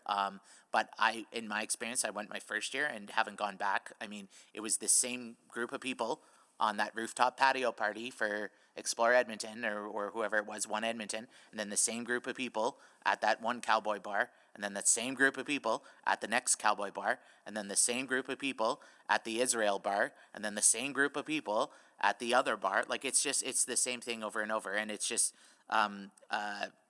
it's not I think a productive use of our funding. But if councillors want to do it on their own and expense it on their own, go ahead and do it. I think that we need advocacy comes from, and power comes from people in the streets, people in the city, people standing up and saying the premier needs to pay their taxes, not because we go to a certain event at a certain time to do that. So I'm very cynical about these things in my old age, but we need a different strategy. And then finally, the Hydrogen Future Conference. I think some of these, like as a compromise, I'd be fine sending the mayor to all three of these to represent Edmonton, or the deputy mayor, acting mayor, whoever it is. But there's no reason the rest of us need to go there. I think the Hydrogen Future is at home in Edmonton, in our neighborhoods and in our communities, and at events at the U of A and events here locally, and I think those are the ones we need to investigate on. Finally, relationship building. When I got elected, I slid into the DMs of a number of councillors from Vancouver, Toronto, Quebec City, Montreal, etc. And I said, hey, I want to meet you. We had Zoom chats, we had meetings, we shared resources, we developed relationships, we have sidebars and conversations now, and that's been way more productive for me. I've never met these folks in person. But I have a great dialogue with these folks in different cities, what's going on in their environment, etc. We don't need to go there. There's this incredible technology called Zoom and video conferencing that we can take advantage of to build relationships and to have actual productive meetings with people. That saves the taxpayer money, saves our carbon budget, and is cuts down on unnecessary time waiting in airports. Thank you. Thank you, and sorry, I've been remiss. They've been waiting patiently in the audience, probably waiting to go do other things. We are joined today, as part of Take Your Kid to Work Day, by two people I think we know. Eddie and Salima are there in the audience with some family members. So we did this right at the beginning. So do the two guests who are here want to come and say hello and tell us what you've been learning? You're welcome to. I'm not going to force you to be clear. Don't feel like you have to. But if you are interested, happy to have you come down to the podium. Yeah, come on down, whichever, if you want. We're excited to have you. Yeah, come on down, come on down. As you come down, would love to have you introduce yourselves and tell us how it's been. Yeah, right there. That's perfect. So yeah, tell us who you are and who you're related to, and who wants to kick us off? Go ahead. Tell us. Introduce yourself. Hello. Okay. I'm Miriam. Yeah. What was your name, sir? I missed it. Miriam. Miriam. Thank you, Miriam. It's a pleasure to have you here. So, how long have you been here since the very beginning, the morning? Like, have you been doing work before you came into this meeting? Yeah. Yeah. How has it been going for you? What have you learned? What are you impressed by being with your mother as a opportunity here? What's been really fun to experience? Doing TikTok dances in her office. I love it. I love it. Fantastic. Did you both do the TikTok dance? No. No, was it you or her? Who did the dance? Me. Oh, I was really hoping it was both of you. Okay, good. And what else do you have planned for the day? I'm going to Commonwealth later. Oh, okay, okay. Well, I'm glad that this could be the most exciting part of the entire day, sitting here listening to us to talk about travel expenses. So thanks for joining us. We'll let our next guest come to the podium and say hello. And Hello, hello, who are you? I'm Grace. Grace, it's great to see you. I feel like I've probably actually seen you at the door one of the times when I visited there. So tell us about your day so far. How's it been going? What have you been doing?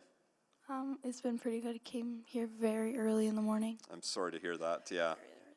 What's been on the list and the agenda so far? What was? Did you have any TikTok dances, or did your dad have? No, sadly, no. I think you need to get your dad to do some TikTok dances. That would be, I think, delightful for all of us. Yeah, it's been pretty nice. I like seeing because I had a debate in class for social. What did you debate? And, we were doing we had a couple. I was a speaker and we were writers, and then listeners. We did about AI for a bit. Oh. We had to in all of our tests. It's nice seeing what it's actually like in person, to see what an actual debate looks like. Well, I hope we're setting a bar for respectful debate. That's typically our goal. But thank you so much for both of you to being here today, and thanks for sharing your family with us there, Eddie and Salima. It's a pleasure. So I'll let you go grab a seat if you have other things to do. But thanks for joining us. So with that great reminder about the importance of debate and respectful debate, especially after yesterday, let us continue with Councillor Paquette. I'm not saying, not here yesterday, don't worry. Well, thank you. And boy, that was really cool. It's neat that people come to City Hall. It's neat that people bring their kids to work. It's neat that we have City Hall School where people come out for public hearing to speak to council. They take a day off. They might travel because they feel it's so important to have their voice heard in front of council. I love that. And that's kind of part of the reason we have a travel budget, is because council should probably be doing that as well with other orders of government and with other industry leaders. We should be in the room. We should be making our voices heard. We should be forming those relationships and bringing forward ideas and having that healthy debate.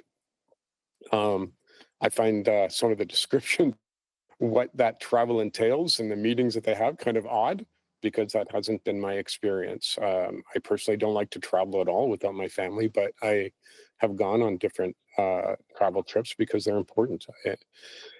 You can't discount that. Some of the comments that have been made so far lead me to feel that there might be a fundamental misunderstanding of what the purpose of these trips are and what the results are. The mayor got a lot of heat for going to COP, but I can tell you that in my previous work on the Alberta Industrial Heartland Association and the mayor's work there and some of the different rooms that we were in and people that we talked to led to a $1.6 billion investment in Edmonton for hydrogen. And of course, there were a lot of moving pieces there. And there was a lot of background work. There were a lot of staff working on it, intergovernmental. These are all essential parts of the pieces. Edmonton got that because Edmonton specifically sought it out and had the meetings and went to the events to get it. If you are not at the table, you are what's for dinner. If you don't have that seat at the table. And I can say that a lot of the things that we've managed to secure are definitely, at least in part, a result of some of the ways that we've gotten into the room. One of the councillors who spoke earlier sort of hand waved away the investment in Indigenous housing. That was hard fought. And the Big City Mayor's Caucus from FCM, led by Charlie Clark, met 4 times. And the reason it was 4 times is because that is a traditional number. Met 4 times to speak about Indigenous issues. It very quickly became about Indigenous housing. That's when the federal ministers started to show up. That's when FCM wrote the policy. That's when the mayors directly advocated with their Indigenous partners to the federal government to say that there was no tie between that intentional effort and the exact result that that intentional effort was asking for would be ludicrous. Of course there was that connection. And so I understand we want to show leadership, we want to cut budgets, but if we cut off our nose to spite our face, we lose investment in our city because we are not having the conversations that we need to be having with the people we need to have them with. And yes, you can try to Zoom, you can try to do all these things, but ministers are often quite busy. And getting a meeting with them and forming a connection with them in order to have them actually entertain what you were saying, these things bring great value to the city. I don't like going to Stampede, but I've gone, I think, 2 or 3 times in my 7 years. And the reason is because that you do get those conversations. That's sometimes when those conversations start that lead to all the other work that lead to the investment. And we have a lot of recent examples of exactly that. So if it's about budget, if it's about leadership, I would just caution that cutting, like, essentially, if you don't want to put any water in the well, that's fine. And you can show everyone that you saved that cup of water. But you also don't get the benefit of the water that comes out of the well by priming the pump. And honestly, if we want to show leadership, it may not be about cutting the things that give us that space and time in the room to make our pitch. People who don't go on Dragon's Den don't get Dragon's Den money. And if we don't want to make that pitch, that's fine. But maybe better leadership would be cutting the meaningful things. And if we want to be symbolic, raise our salaries. There's a lot of things to do that would show symbolic leadership without hampering the fiscal efforts of the city for investment. Thank you, Councillor Mack. Thank you, Councillor Wright. Thank you very much. I'm just taking into account what Councillor Hamilton said about the sustainable communities, and I do think that is important, especially given our climate situation. Calgary Stampede is, for some, a good way to connect. And I've only ever gone to the Stampede twice now, having lived in Edmonton for all my life. Never been really interested to go before. In 2022, I did have the opportunity and was able to arrange a meeting with the then housing minister, Pawn. I can't remember what her first name is. And Josephine Pawn, thank you. And I do see that that is, you know, a way that some people do connect. So I don't really want to limit that for those that think it's a viable way. The Accelerating Canada's Hydrogen Future, and I know hydrogen is important, but I'm just wondering, so this is a travel budget. What's the travel involved on that one? We're speaking to it now at this point. No, okay, I'm sorry. Okay. So you can hypothetically ask the question, but. Okay, yeah, I do question what the travel is, or whether it is just the registration fee, and I would maybe hope that one of our partners, some of the sponsors, might be able to. So I'm stuck in a conundrum that I would be supportive of putting back in the sustainable communities in Calgary Stampede, but not so sure about the Accelerating Canada's Hydrogen Future. I will think on that before voting. Thank you. Yeah, so I won't try to amend at this point. I will give it some thought. The divide. So, Councillor Tang. Okay, yeah, great, thank you. I wasn't actually going to speak because I felt some of the other councillors, Councillor Hamilton, covered a lot of my points. But since Councillor Jans brought up Climate Caucus, which I am a board member, I thought I maybe come on to correct some information and perception of what that is.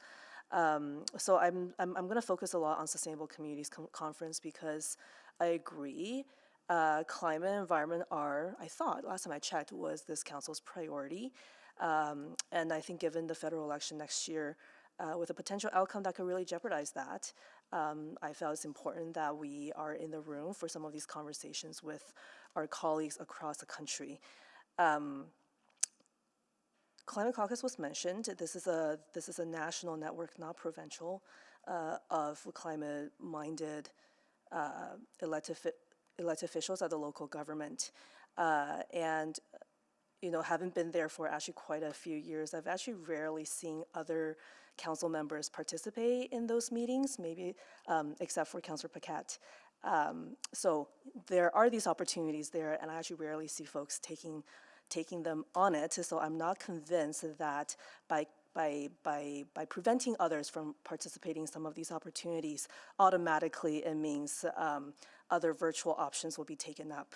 And further, even if this network is we generally meet virtually.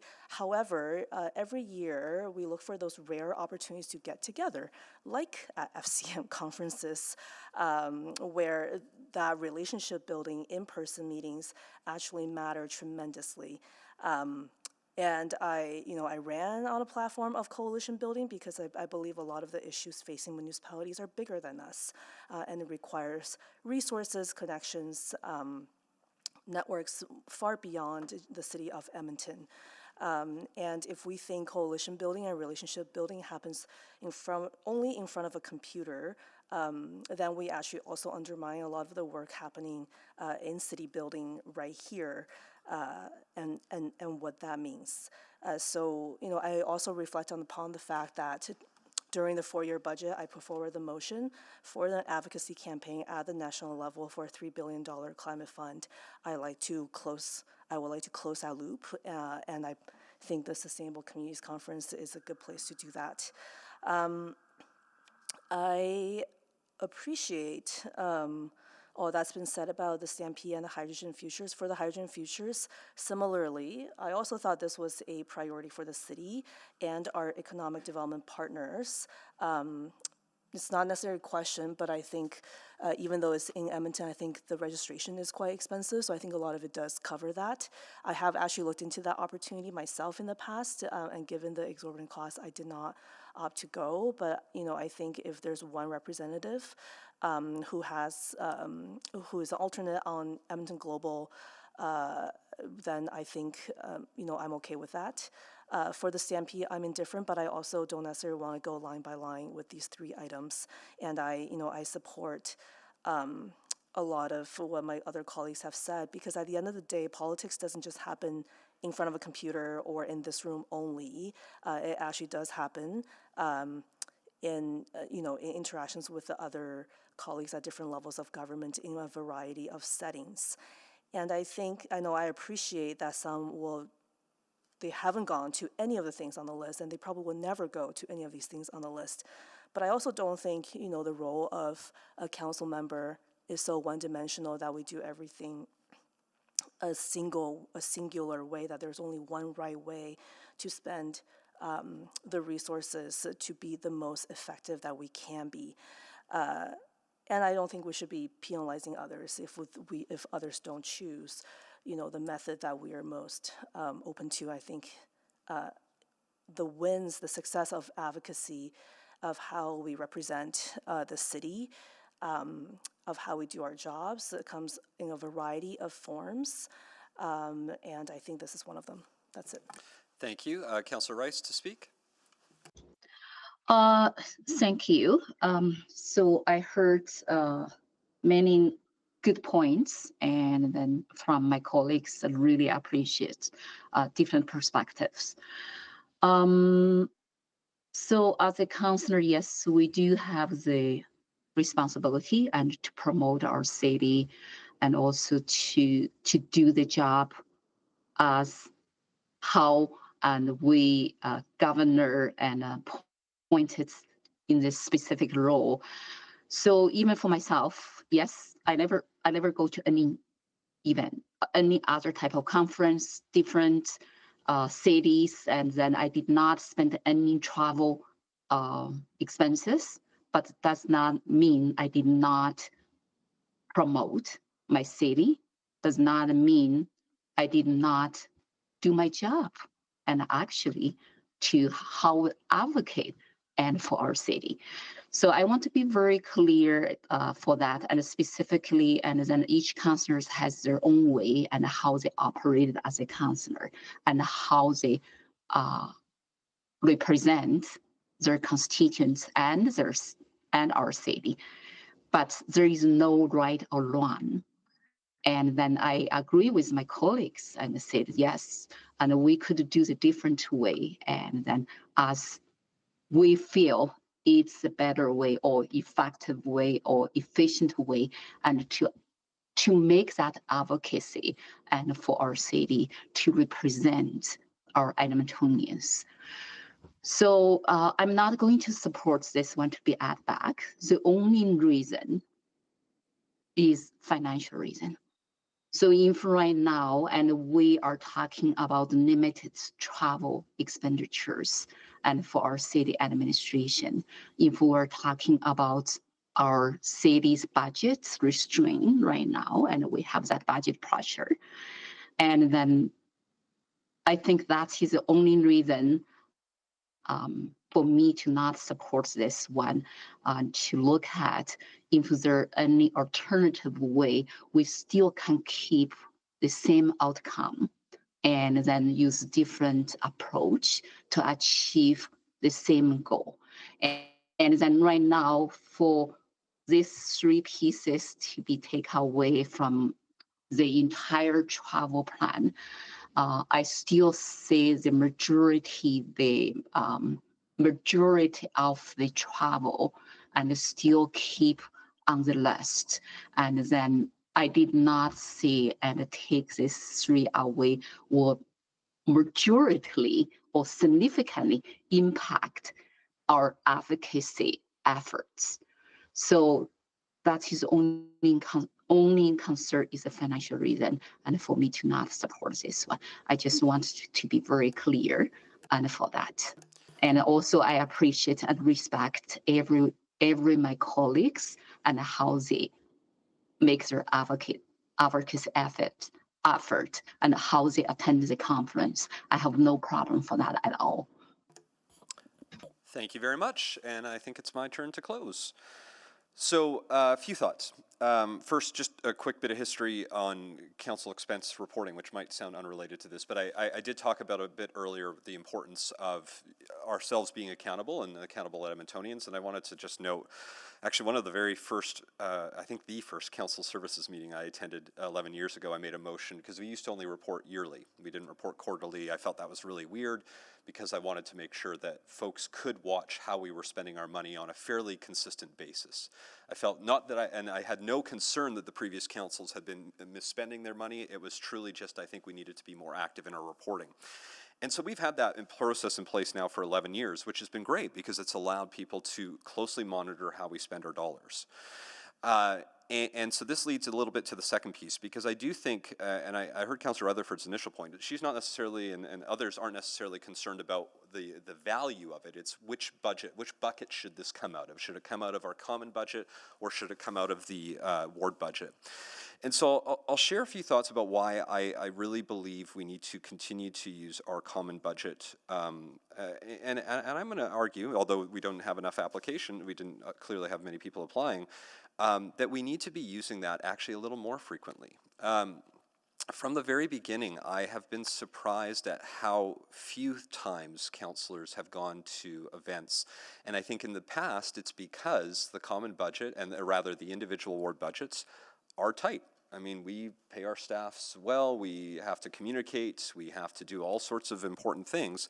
And so oftentimes there's not a lot of flexibility in the individual ward budgets for folks to attend. And so I think a couple of years ago, and Councillor Paquette and I in particular have been really vocal about this, about the need to use a budget that we've always had, that we've always underspent on, to actually allow folks, if they feel there's value, and they think, and we believe as a council, that there's value to the city for them attending. And so we haven't really been doing this, and this is something I've been wanting to move us towards. And I know the hesitation, right? Because in politics, anybody who spends money on anything, and the mayor, Councillor Paquette referenced the mayor's COP12 piece, that got a little bit of press attention. I got a handful of emails, but I actually think that was a very good investment, and I think we need to look at areas like that. And so I've already talked about why I think the Stampede's important, why I think some of these other pieces are important, but I'll reinforce a few points. I heard Councillor Janz's concerns about, Gulf events and all these other things, but let's remember, there aren't those on this attachment. Nobody has asked to attend things that I think most of us would consider frivolous. I haven't heard in this debate today anyone suggesting that the things on the screen are not necessarily value producing or that have a potential to produce a good. There's maybe been one person who said it, but I think everyone else has sort of acknowledged that there is value and opportunities for this. And why I've stopped, why I went once and will never go again to the Stampede is I don't work well in those environments. I'm surprisingly an introvert. I hate going into group meetings like that or group events like that. So it wouldn't be a good use of money. I would not want to ask this council for me to go to that because I know I wouldn't produce value to the city of Edmonton and I couldn't justify that as a whole. But I know that we have two people who have put their name forward, who I have a lot of great confidence in and who felt that this is an important event, similar to the hydrogen conference. I see, again, all of us had the opportunity. One person has put their name forward. I think if 8 people had put their name forward to use the common budget, maybe I would have a different conversation. But only one has. And I think it's valuable to have one person on behalf of council there using a budget that we've set aside to do these things. And finally, on the FCM Sustainable Communities one, I'll say this is one that I've never attended in my time on council. I asked about it to our reps on FCM and said, is this something I should maybe consider going to for once? And the recommendation was that there does seem to be an opportunity for value of the greater good. And so I did make a decision to put that as a request for once, because I thought if the FCM reps are suggesting that's value, I should consider doing that. So I'll leave with this, which is that I look at everything in this attachment, and with the, I could quibble about a few things, but I think overall there hasn't been excessive requests in terms of things that I feel would really be seen as a waste.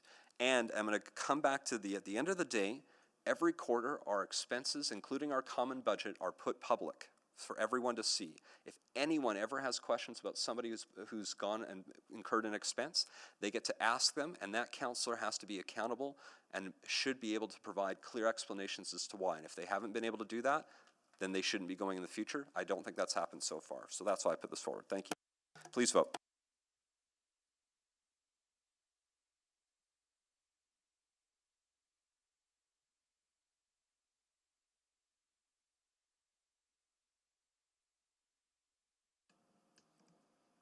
Yes, Madam Clerk.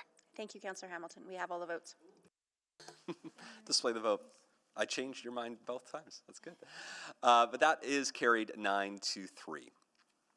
Thank you. So we'll continue on with any further amendments. I know Councillor Rice had suggested she might have an amendment which I'm guessing will be considered friendly because it's a reduction. Councillor Rice, did you want to jump in with that? So I just noticed in the revised documents, and then they're at this $300 for the AIHA conference. Actually, as a board member for the AIHA, there is no budget needed for me to attend the conference. Great. The conference is once per year, so I would like to delete my name from that list. Great. I think.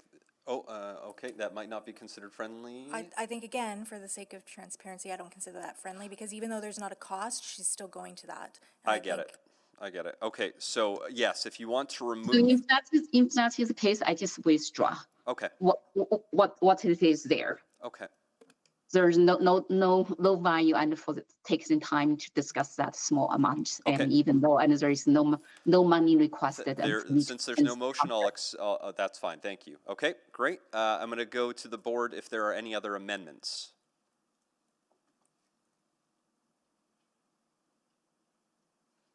I'm not seeing anyone on the board for any further amendments. Can I get clarity? What was decided on the other FCM pieces? There's been no further amendments. So if you, I know you spoke to an idea earlier that has not been put on the floor at this point. Yeah. Can we make it the funding is not, well, we can't talk about sustainable communities, because Correct. that one was just debated, but for Correct. the other FCM pieces, can we reduce it by 50%? You can make that motion if you like. Yeah, so one person for the board meetings, one person for, and then the annual conference, just, reduce by, Half is what you're saying? yeah, well, that 36,000 is assuming 8 counselors are attending? Or is that 36 if all 12 went? That's assuming only the 8 counselors, and I've just updated it because it is in fact 7, so that should be 31,500. Okay, I'll leave that one. And then for the board meetings, I think we should only be sending one person. Okay, so you've made that as an amendment? Okay, I'll take that amendment. Any questions on that first, on the amendment? Not seeing any. Oh, Councillor Hamilton, questions on the amendment? No, just to speak. Okay, great. I don't see any other questions. And to speak, I'll let you kick us off. Councillor Hamilton, please go ahead. Thank you. I appreciate, I think the intention of the mover is. Councillor Paquette has been, so I have a director position. Councillor Paquette is on a committee. I would argue that if council didn't intend to support the work of a councillor on the committee, this actually conflicts with the appointment, the permission in the appointment that council granted. So that's a little troubling because we're contradicting essentially a commitment that we had previously made, both through generally when you appoint a director, you as a city say this person can be a director and we're going to cover the costs of travel. And that was the same with the committee appointment. So that feels like some reversal of direction. I will also say that between Councillor Paquette and I, we don't always go to the meetings. Sometimes we attend it virtually. I struggle with that direction, if only because we just appointed Councillor Paquette to we just appointed Councillor Paquette to committee. And therefore probably shouldn't have allowed that to happen if we weren't going to allow him to physically attend the meetings. And I wonder if this undermines our board position. That's where I am. Like, I couldn't imagine with AB Munis, for instance, saying only one director could attend the board meetings physically. That I think puts Councillor Paquette and I in a really tricky and frankly untenable position where either Councillor Paquette will not be able to attend anything, or as a board member, I will not be able to attend board meetings, and there is no alternate position. So I appreciate what Councillor Jans is getting at, but I'm not sure why we would appoint someone to something and then not allow them to participate. That's my feeling on it.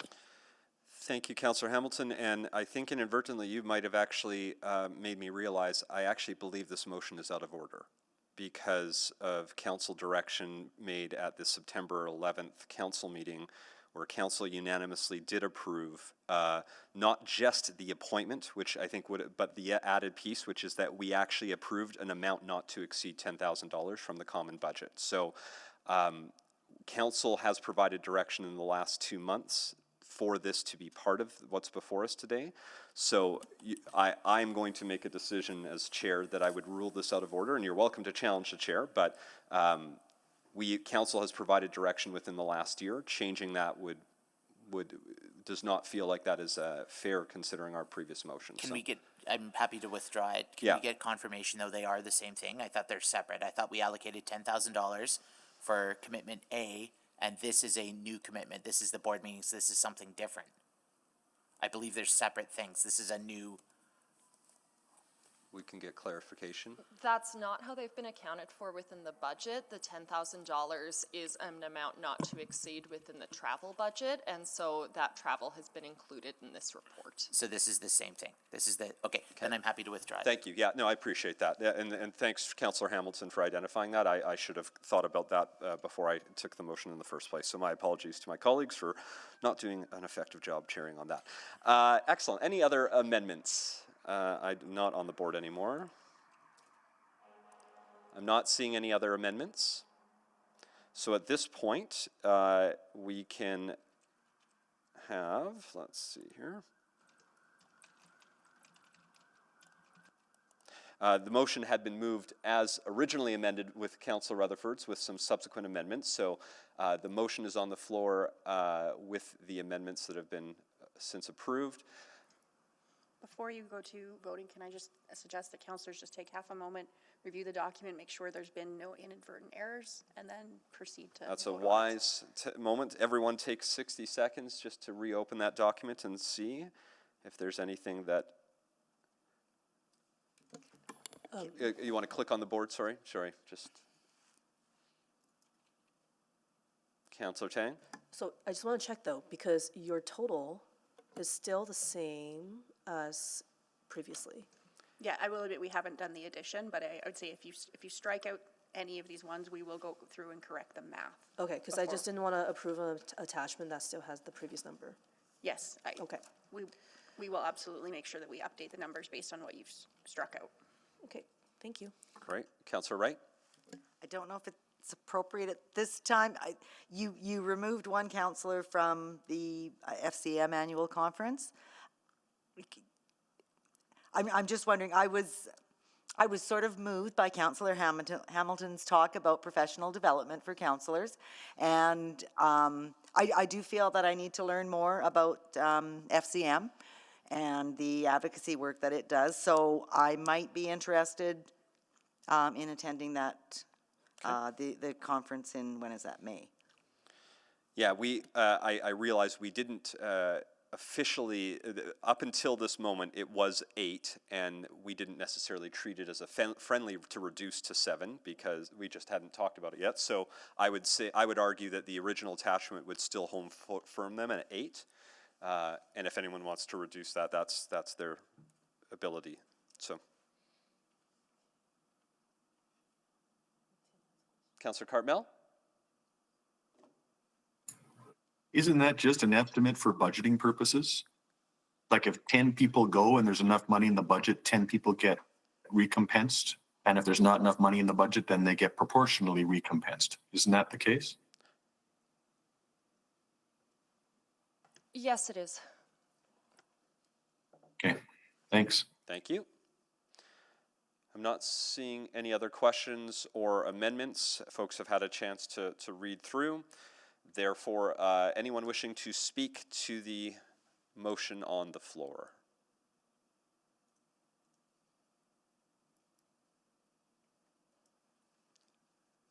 I'm not seeing anyone rush to jump on the board, so Councillor Rutherford to close. Yeah, I will have a. Oh, I am so sorry. I don't know why it took so long for my name to pop up. It did pop up, so no, not your fault. It was the slowness of the system. Councillor Paquette, you may go ahead, and then we'll go to Councillor Rutherford to close. Yeah, I just wanted to say, like, I actually appreciate this exercise. I think it's wonderful to really turn over every stone and take a look at things. You know, I commend all the councillors on their engagement in this conversation. I just want to throw in with Councillor Knack and say that I really do believe that there is a value in councillors taking advantage of this. There is a big world out there that can't just be experienced through a computer screen. And a lot of ideas and a lot of conversations and a lot of body language that you can pick up or incidental comments that you will never be able to get through a Zoom meeting. And if councillors are sharp and engaged, they will find advantage for the city of Edmonton through these experiences. And I think that's part of the travel has to be paired with mindset and why you were going, the goals you have, and what is the beneficial outcome for the city of Edmonton. And if you can't think of any, probably shouldn't travel. But if you can, then maybe that's a worthwhile investment. It is such a minuscule part of the budget that whether we traveled or not would have no bearing on the overall budget itself. Symbolically, I get it. It looks like, oh, look, they're going on a big trip. But again, I guess it comes down to what you bring to it. For me, it's not about having fun. It's about seeking advantage for the city of Edmonton. And I believe that over the years, those who have taken advantage of this have brought value to the city of Edmonton. I think of one really simple example. Attending FCM in Halifax and doing a plenary exercise where they were showing us their mobile food market. We didn't have one in Edmonton. And it was for people who had disabilities or seniors, or they went to neighborhoods where maybe people didn't have a lot of access to fresh groceries, deserts, as we call them, food deserts. And I came back to Edmonton and we got the ball rolling.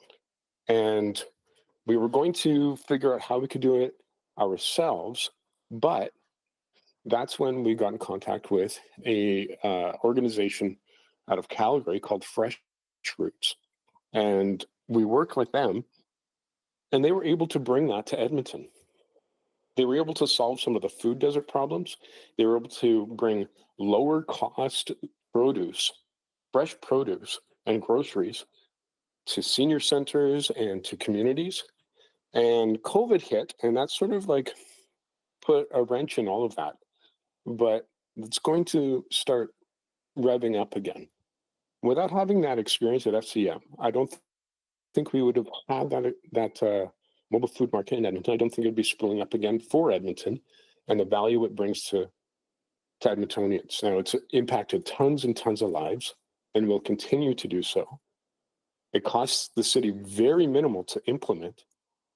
And the idea was the cost of a trip, which has been dwarfed by the benefit. Now, that's just a small example because that's a community example.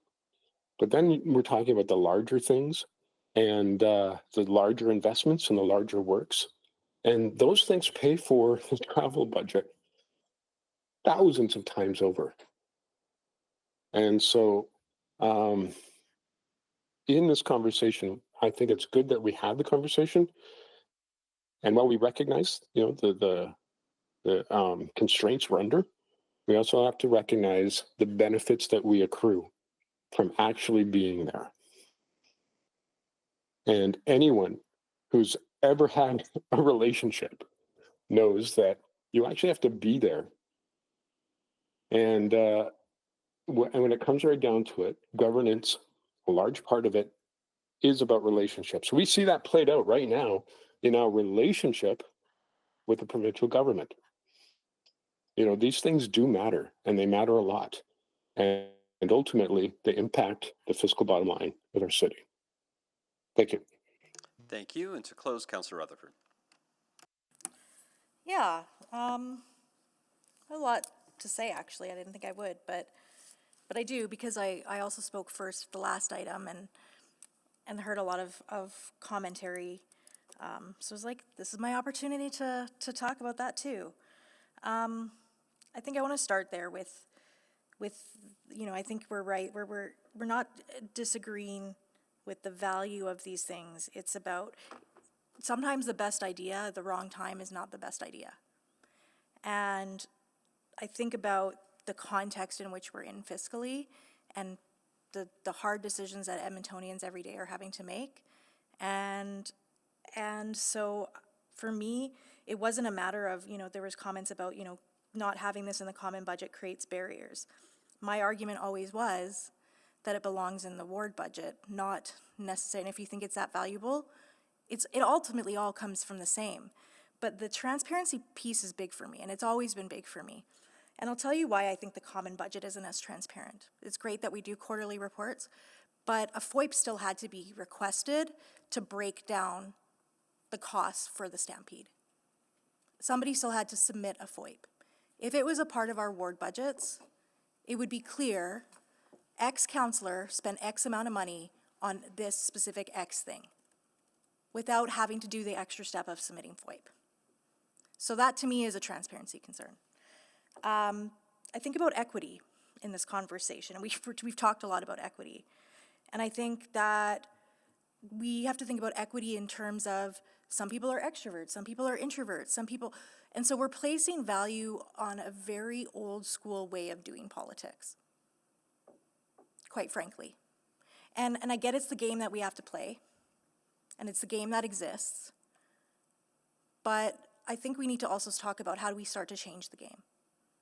Because not everyone has to be a schmoozy, go and cold call people in a hospitality suite. And that's what it is. It's like, we're not talking about golf tournaments, but that's what it is. And so I think that there's a real equity factor in this, and people that would self-select out of going to these things. So we see also a disproportionate amount of the common budget going to a very small proportion of the counselors of the 13. I really liked the idea, and I think it's worth exploring in the 2026 travel plan budget, of sometimes having opportunities for the deputy mayor or the acting mayor to go. And again, if it's randomized, then it allows any counselor to represent the city, to provide those benefits, while also getting that opportunity because they're in the role as that second best representative, and we all have the ability to do that. And it doesn't matter if you're good at schmoozing or not, it's because you're the deputy, you get that opportunity, and you might learn that you're actually better at it than you realize, but you don't self-select out. But I do agree, and I think that like there are benefits, and I want to talk about, because I have gone to FCM, I have gone to AB Munis, I haven't, and I do go to CUDA. And so I think the advocacy one has been talked about a lot, but I think there's other benefits that I want to highlight as well. And for me, one of those benefits is the inter-regional relationships.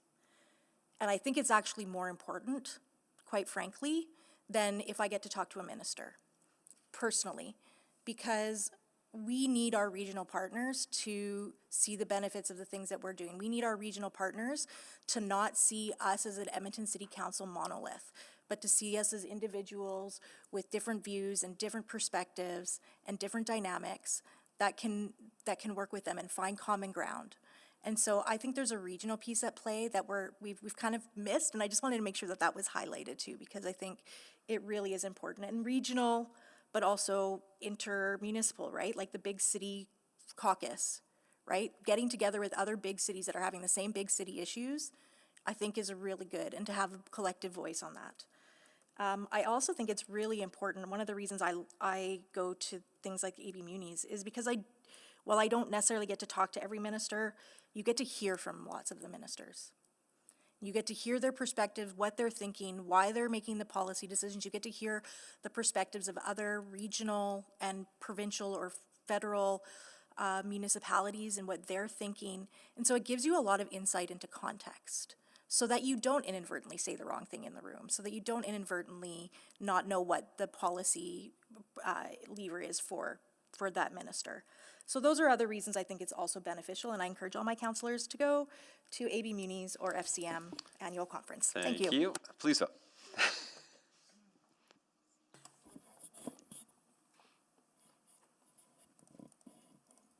Yes. Thank you, Councillor Jans.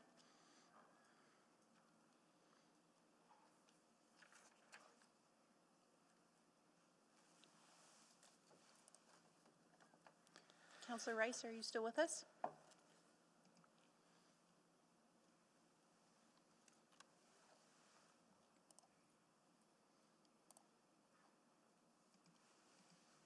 still waiting on Councillor Rice. Councillor Rice, are you there?